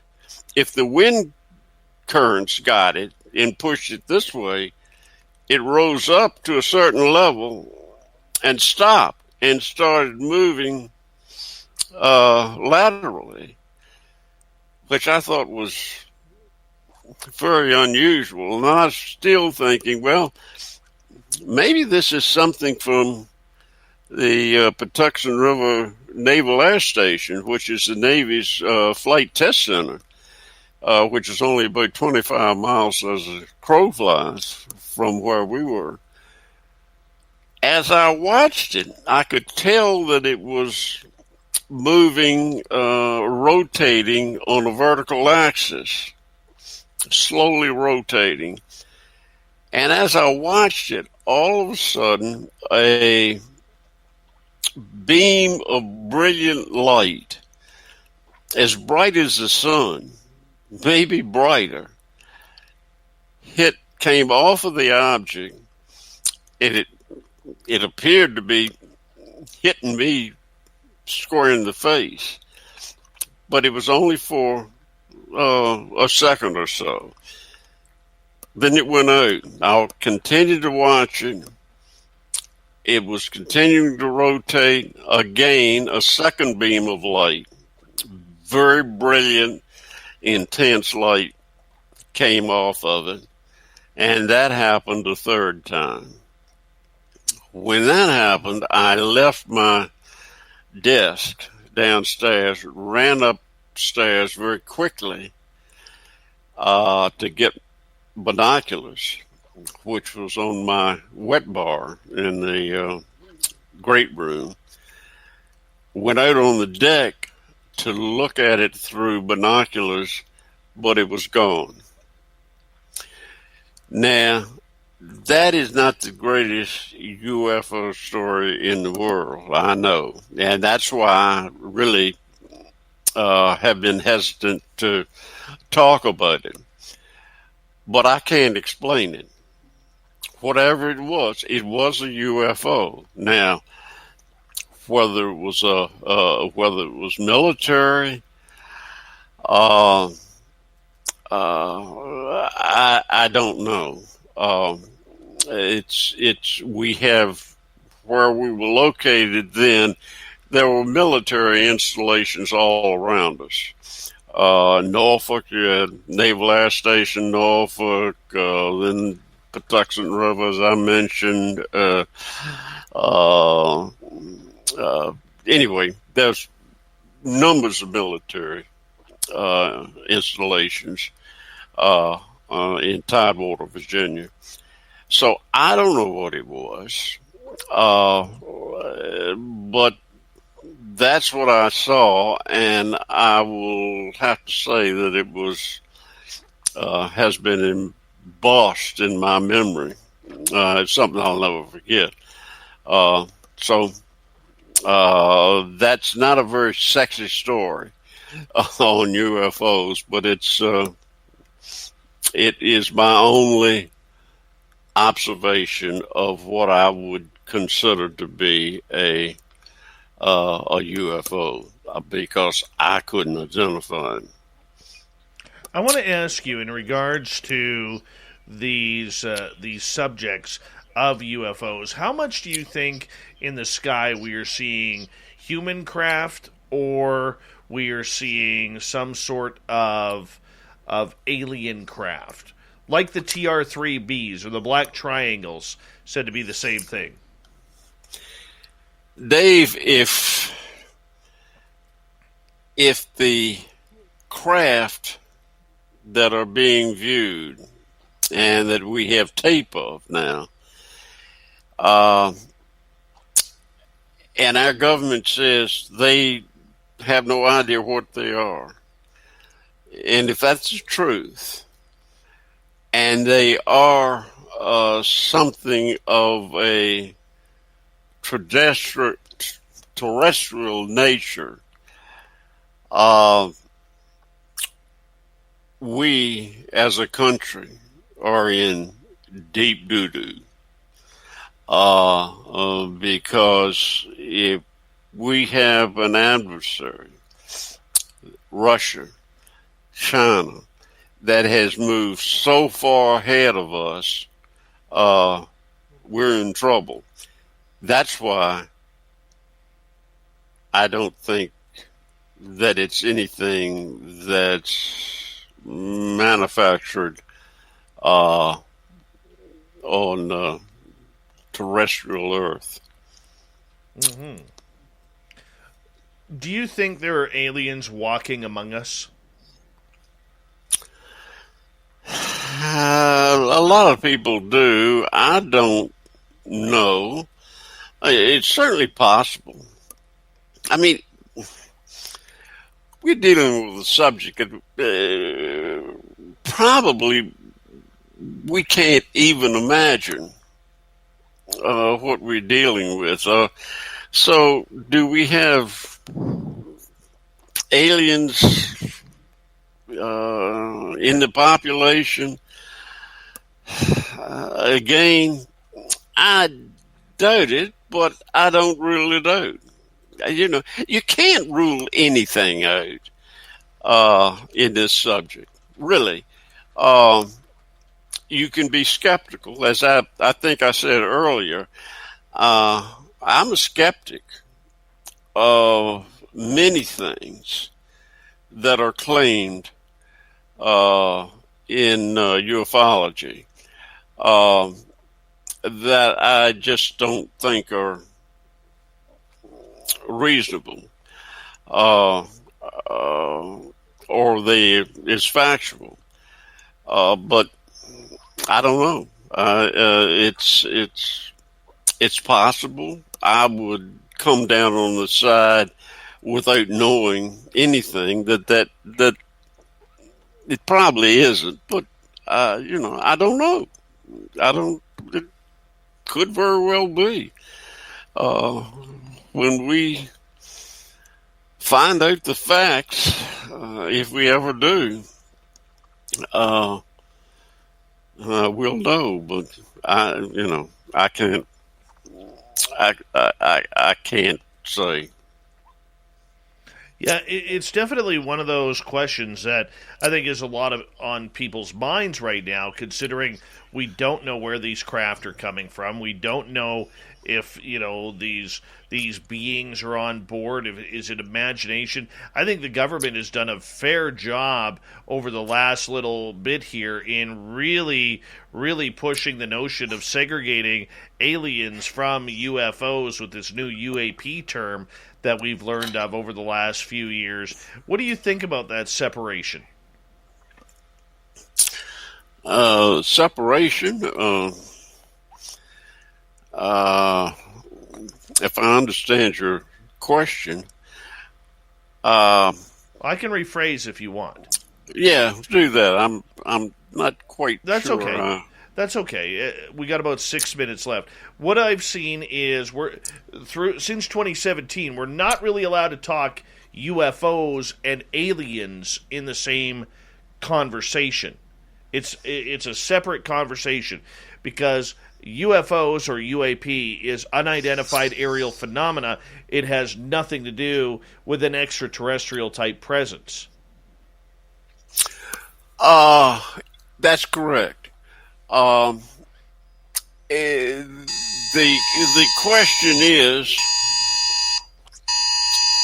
excuse me again. That's okay.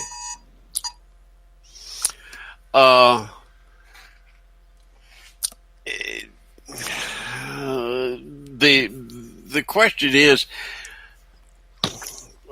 do we? Now, I lost my train of thought, but in regards to separating UFOs from extraterrestrials. From extraterrestrials,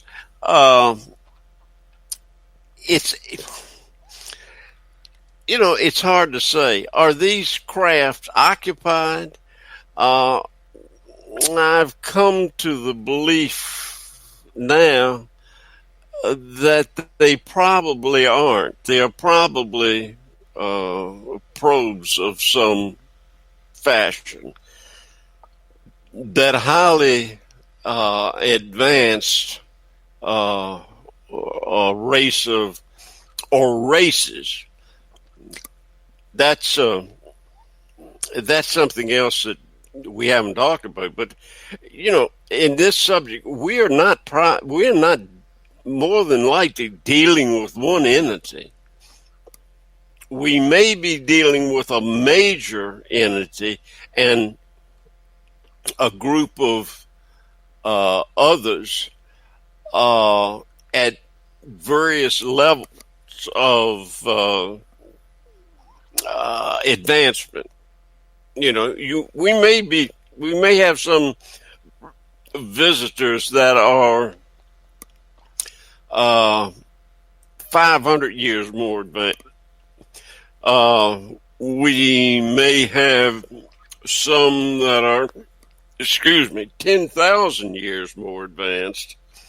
And we have maybe the main group, I got the hiccups for some reason, are perhaps 1 million years more advanced. So we could be dealing with all nature of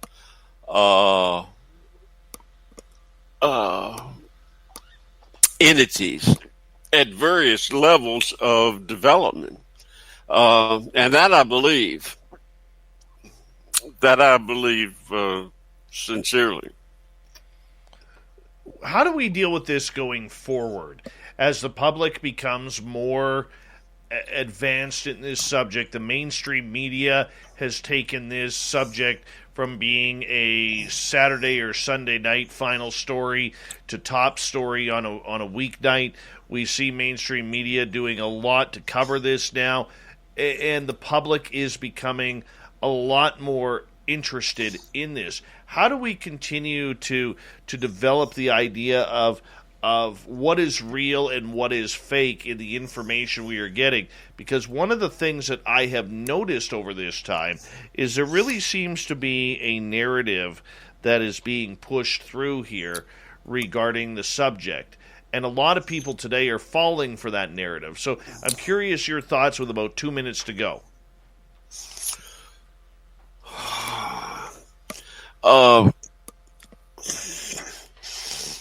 Well, if I understand your question,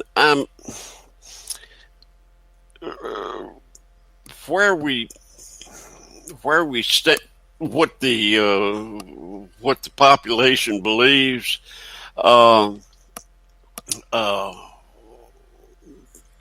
where we are in this area of disclosure is moving ahead rapidly, and it's gaining momentum. If I'm answering your question exactly,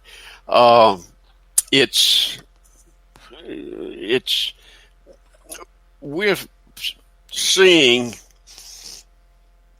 that the population has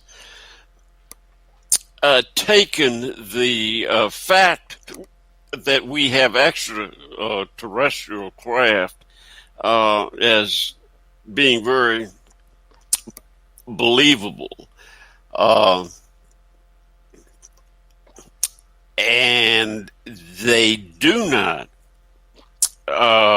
seem to endorse so much the fact or belief in extraterrestrial beings. Now, how you separate those two, I'm not sure. Well, but I think that's where we're going to have to leave it, boss. I appreciate you, Larry Holcombe, coming on Spaced Out Radio. I hope you had a very good time with us and our audience tonight, and thank you for writing Presidents and UFOs. Well, I appreciate you having me here. I'm sorry I ended up with a case of the hiccup. That's okay. For some reason. But that happens. That's okay. Larry Holcombe, everybody. Coming up next, I'm going to warm up the Magic 8 Ball. Let's see what you got for questions, audience. We'll be back on Space Out Radio right after this.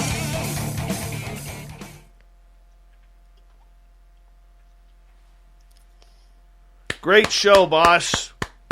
Great Thank show. you. That was fantastic. Well, you are a excellent interviewer. Good questions. I enjoyed it. You stumped me a couple of times, but other than that, it was very enjoyable. That was a lot of fun. A lot of fun. And what a blessing for us to have you on the show. I mean, 60 years in the UFO world. I mean, you're a legend for a reason, my friend. So thank you.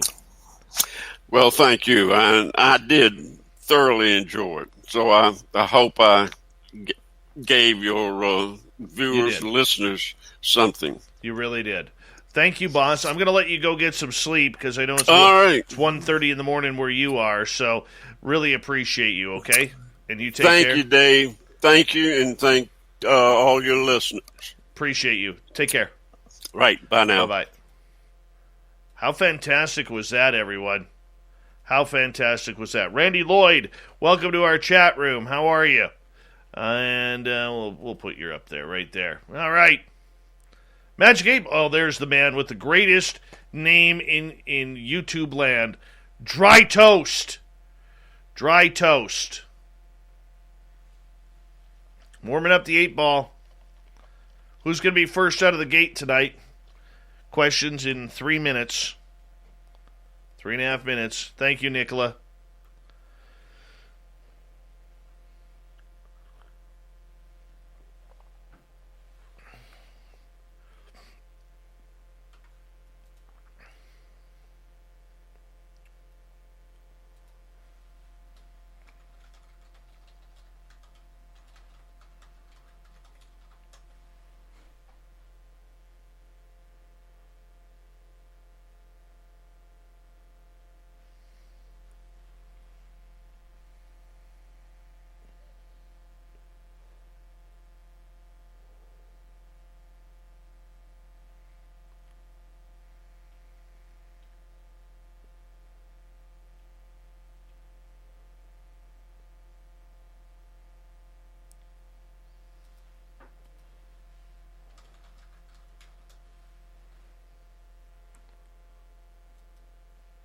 All right. Yeah, I would love to bring him back.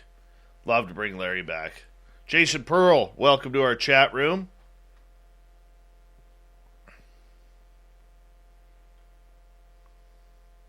Owner, how you doing, buddy? Good to see you.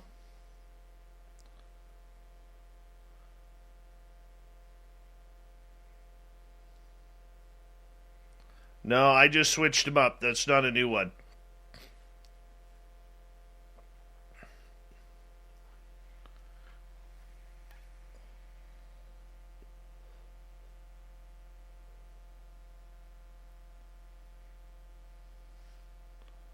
We got about 2 minutes here.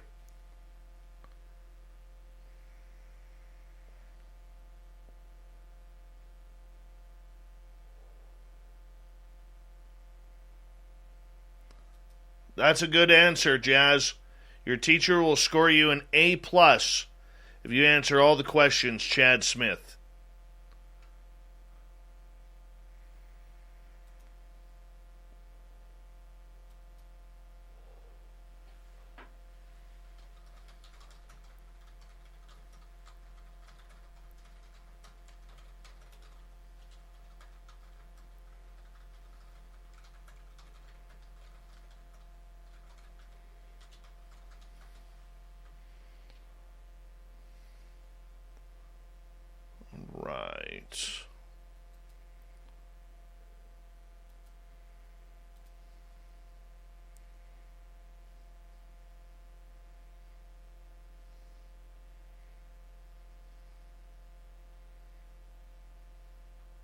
Questions in all caps as it's coming up here in about 45 seconds. We're going to start taking questions for the Magic 8 Ball.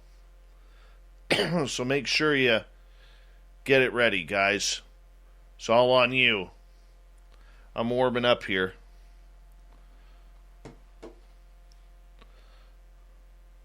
Go-Go's been to about 46 Bieber concerts.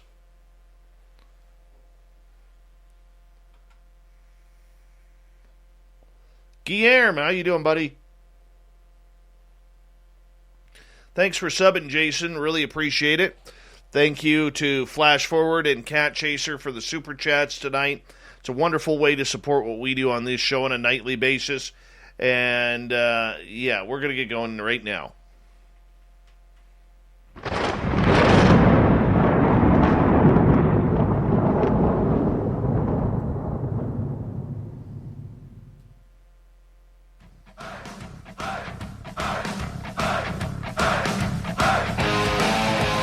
We've rounded third. We're heading for home tonight on Spaced Out Radio. My name is Dave Scott. Thank you so much for joining us.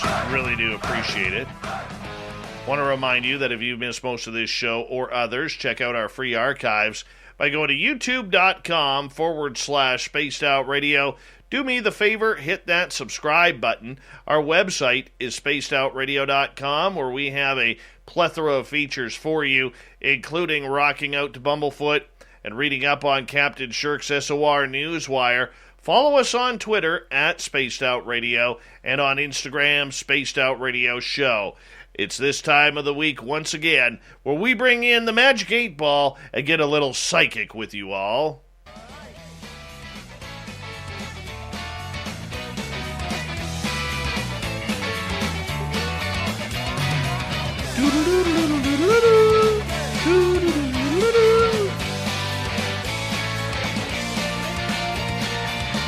All right, we're going to start things off, all audience questions here with the Magic 8 Ball. We've shaken it up. It is ready, warmed up, and rocking and rolling here. Our first question of the night goes to Sandra. Hi, Sandra. Hi, Sandra. Hi, Sandra. She always likes her name said 3 times. And will Teresa, in our chat room, ever get to go to a Justin Bieber concert? Yeah, she's addicted to Biebs. Good Canadian kid. Plays a little hockey even though he cheers for the Toronto Maple Leafs. Well, I guess everyone has their flaws. But here we go. The answer is yes and beyond. Teresa will get to go to another Bieber concert. All right, Guillermo is asking, do we live in a simulation? I never know what to think about this question. Simulation or not? What the hell do we do with it? Let's see what the Magic 8 Ball says. As I see it, yes, we live in a simulation. All right, let's see here. Let's go to one of our newest listeners in the chat room, Coral Karina D. There we go. Coral Karina D. Will I continue to see UFOs for years? The answer is, my sources say no. Take advantage of it while you can, because sometimes, much like me, damn things just shut off their lights and fly on by. So, take advantage of it while you can, Coral, because we want to make sure you get lots of sightings out there. Nice hair, by the way. Very nice hair. All right, another one with nice hair. We got Joe in California. Beautiful hair on Joe. He is asking, is lunch for dinner okay? Don't count on it, Joe. Come on. You're pushing the limits there. Breakfast for dinner is bad. It is wrong. Lunch for dinner, that's just going right around the corner. Can't do it. Can't do it.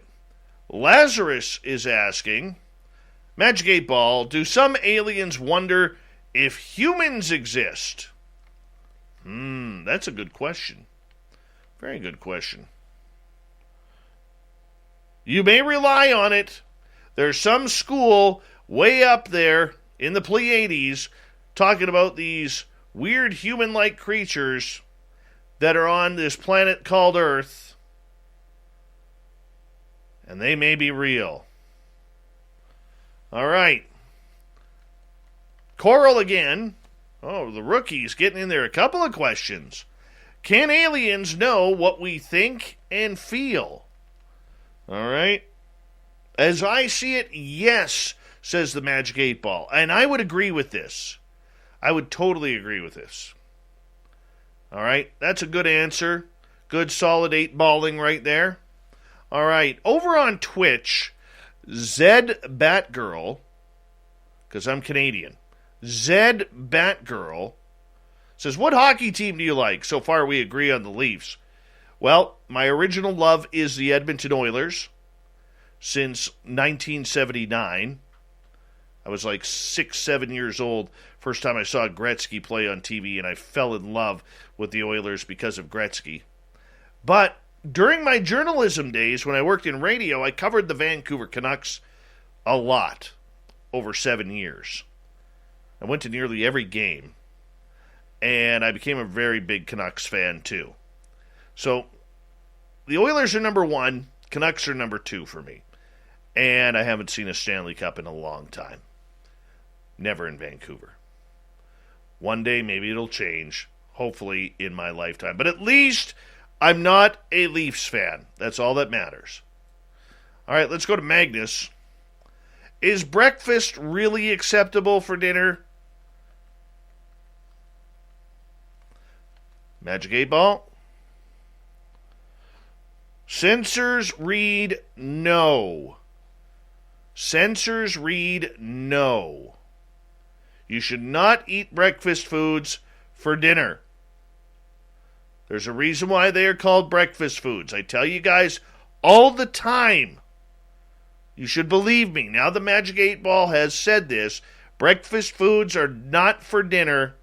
Therefore, no more eggs, fried eggs or scrambled eggs and hash browns and pancakes for dinner. Sure, it's fantastic. It's a great meal for breakfast. But we got to get out of this breakfast for dinner stuff, people. Got to get out of it.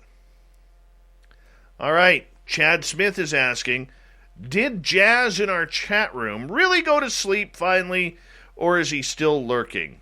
I don't think he went to sleep. Did he go to sleep, Magic 8 Ball? Signs point to yes. Yes, he grabbed his little teddy bear and went to sleep all cuddled up. Super Duke from World Bigfoot Radio. You need to subscribe to World Bigfoot Radio on YouTube. Fantastic channel. Is asking, should I retire from field research? My answer right off the bat, Duke, is no. We'll see what the 8 Ball says. The 8 Ball says, all clear. All clear for you to continue. That's what I get out of it. So no, you're not retiring, Duke. Not allowed. Not yet, at least. Alien Critter is asking, will Dave encounter a beautiful female Sasquatch in the forest? Oh, I hope so. I hope so. In hypersleep. Really? That could go either way. It's kind of negative. Chances are it's not going to happen. But that's okay. I will continue the search. The lovely Jennifer Hawkins in our chat room is asking, will this winter go well? I hope so. Intel looks good, Jennifer. Intel looks good for you.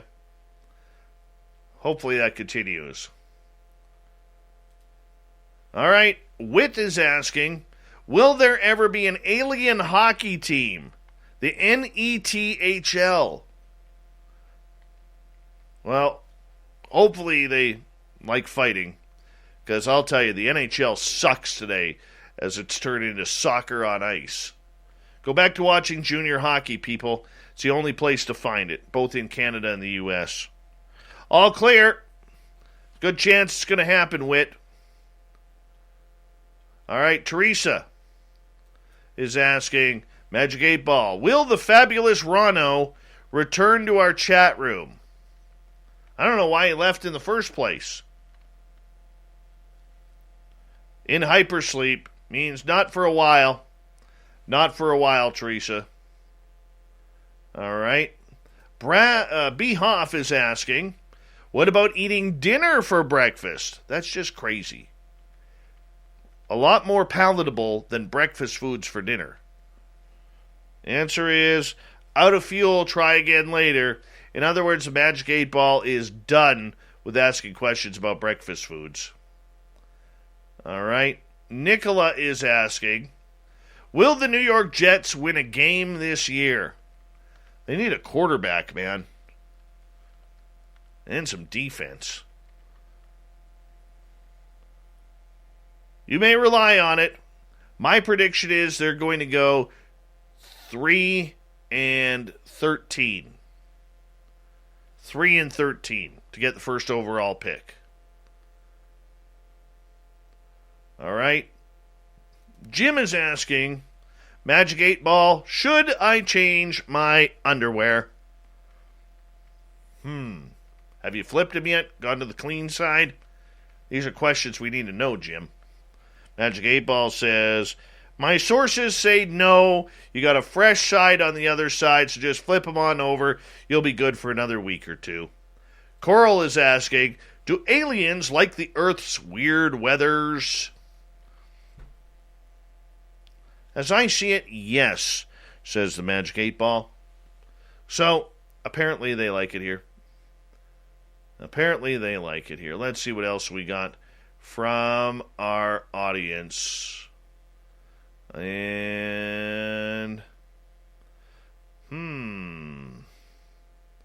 scrolling on down. All right. Magic 8 Ball, is Dave really shaking a martini inside of you? I like martinis. Answer is, come on. You have my pity for asking that, Jim. Magic 8 Ball, that's pretty much a no. There's no alcohol in the Magic 8 Ball. We're not shaking up martinis. However, it's still good. All right, moving on here. And Space Cow is asking the biggest joke question of it all. Will the Maple Leafs win the Stanley Cup this year? Let's see if the Magic 8 Ball has a sense of humor and actually says yes here. Censors read no. Censors read no. They will not win the Stanley Cup. And the rest of us get to cheer them on for another losing season because TSN, Sportsnet, and CBC will all be screwed once again trying to figure out what went wrong with the Leafs season when they bow out of the playoffs in the first round and the rest of the country gets to cheer chanting 67 once again. 67. Just feels good. Let's see, 67 plus 22. That's 55 years without a Stanley Cup. 55 years. How do you do it, Toronto? How do you do it? And how do you have so much hope every single year? My God, you win a game in the preseason, and all of a sudden you're lining up your lawn chairs, saving your space on Yonge Street for the parade. Hilarious. Maybe that you finally named a captain, that'll work. Yeah, right. All right, B. Hoff is asking, if I ask another 8 Ball the same question, would you both give me the same answer? 8 Ball doesn't like sarcastic questions, man. You know this. The answer is, not today, Sheriff. 8 Ball's not playing games with you, B. Hoff. Not playing games with you. Wit is asking, does Bigfoot like the band Little Feat? I don't know. Intel looks good. They like the humor of it. To check them out. Check them out. All right, we're waiting for more questions from our audience as we have a Couple minutes left in this segment before we got to move on to the news. I want to know a question here. I want to know a question regarding UFOs. Actually, no, I'm going to save that one for next week. This one, though, because I'm going out to pick up some firewood this weekend. I got to go chop down some trees. Always feel good doing that. Magic 8 Ball. Will I find any Sasquatch prints when I go looking for firewood this weekend? The answer is, not today, Sheriff. Darn it.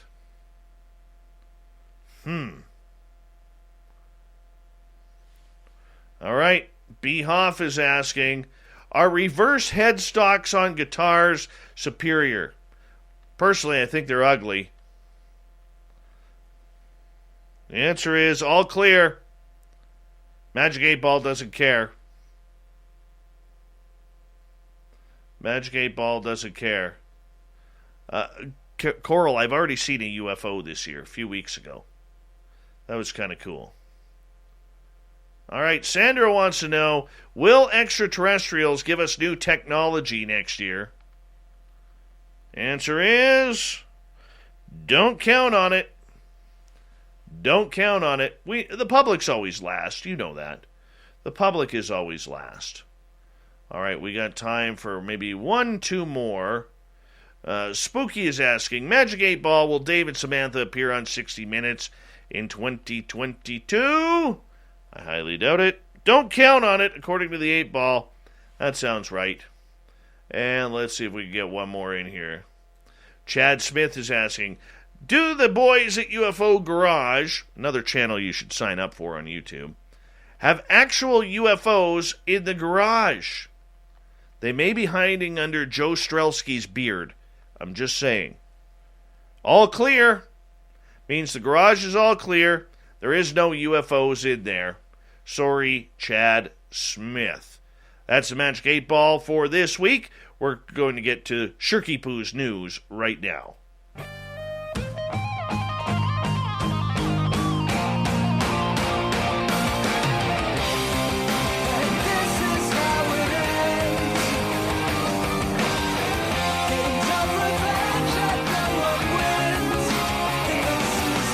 The news is always changing, which is why we bring you the SOR Newswire at the back end of every show where we get to the weird, the strange, the wacky, and sometimes the real estate. Yeah. So, you know the Conjuring house? All from the movie, The Conjuring? Yeah, well, apparently it is back up for sale. Jen and Corey Heinzen, who own the house in Rhode Island, have put it up for sale. Yeah, originally the Perrin family moved there and were literally haunted right out of the house for a number of years. We should get Andrea Perrin back on the show. It's been a while since we had her. Well, the 3,100 square foot home is back on the market, and it isn't cheap, by the way. Full-bodied apparitions, ghosts, things moving where they shouldn't move on their own. It is deemed a haunted house, for sure. The asking price? $1.2 million. So if you want to own this piece of paranormal history and you got some money behind you, this is the house to own. $1.2 million. I don't even want to know what the mortgage payment is on that. The final frontier smells a lot like a NASCAR race, a bouquet of hot metal, diesel fumes, and barbecue. Dying stars are apparently creating this smell in space. The byproducts of all this rampant combustion are smelly compounds called polycyclic aromatic hydrocarbons. These molecules seem to be all over the universe, says Louis Amendola, the founder and director of the Astrophysics and Astrochemistry Lab at NASA's Ames Research Center, and they float around forever, appearing in comets, meteors, and space dust. These hydrocarbons have even been shortlisted for the basis of the earliest forms of life on Earth.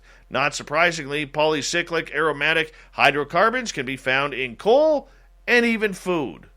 So the universe smells. From the northern Alaska Peninsula comes autumn's burning question: who will be Fat Bear Week champion of 2021? Will it be Holly, former title holder and much beloved queen of the corpulence, or Chunk, the upstart that nudged Holly out of the Final Four last year, or perhaps last year's champion, a brawler named for a 747 jet plane, will be back for back-to-back victories? From humble beginnings in 2014, just for fun event, launched by Katmai National Park and Reserve, Fat Bear Week has grown into a nationwide phenomena. Last year, over 647,000 votes were cast to pick out the fattest bear of Alaska. I love this contest. And finally tonight, NASA's next moonbound astronauts will catch a ride to the launch pad aboard their Orion spacecraft atop a massive SLS rocket. Oscar Mayer, the food company known for hot dogs, would like to offer a bold and dignified vehicle to take them there. They want to offer up the Wienermobile to take the astronauts to their rocket. NASA, actually looking for some new astronaut ground transportation, put out a call last week, and that's where the Oscar Mayer Wienermobile came up in conversation. I think they should do it. It would look great.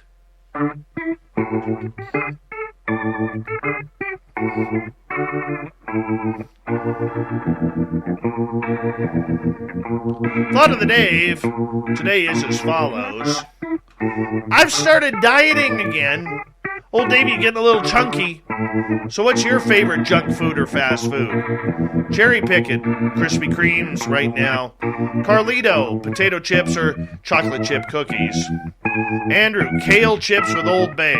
If I gotta eat kale chips on this diet, I'm telling you right now, I'm being fat forever. Horrible. Disgusting.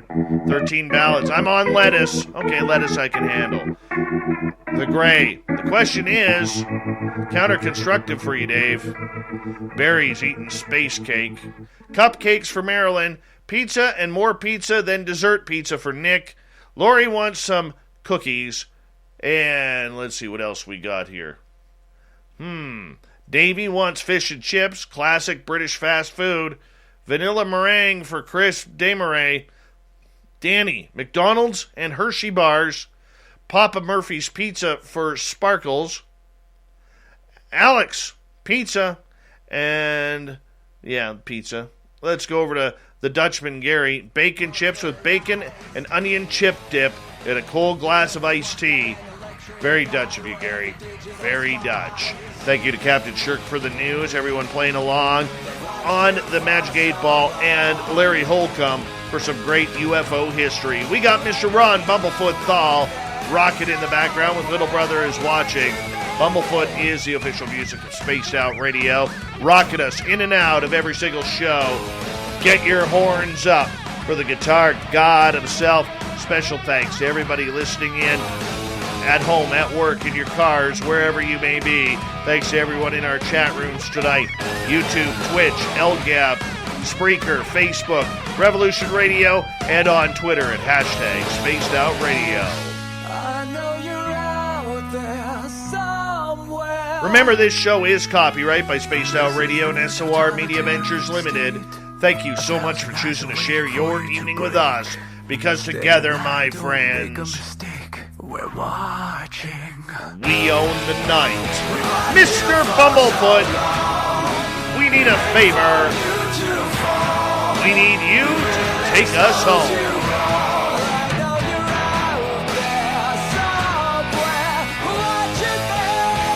Yes, the Woo Train has docked for the night. But soon, my friends, we shall ride again. Your seats are always available. Your tickets never expire. And if you want to bring a friend, we've got room for them too. Good night.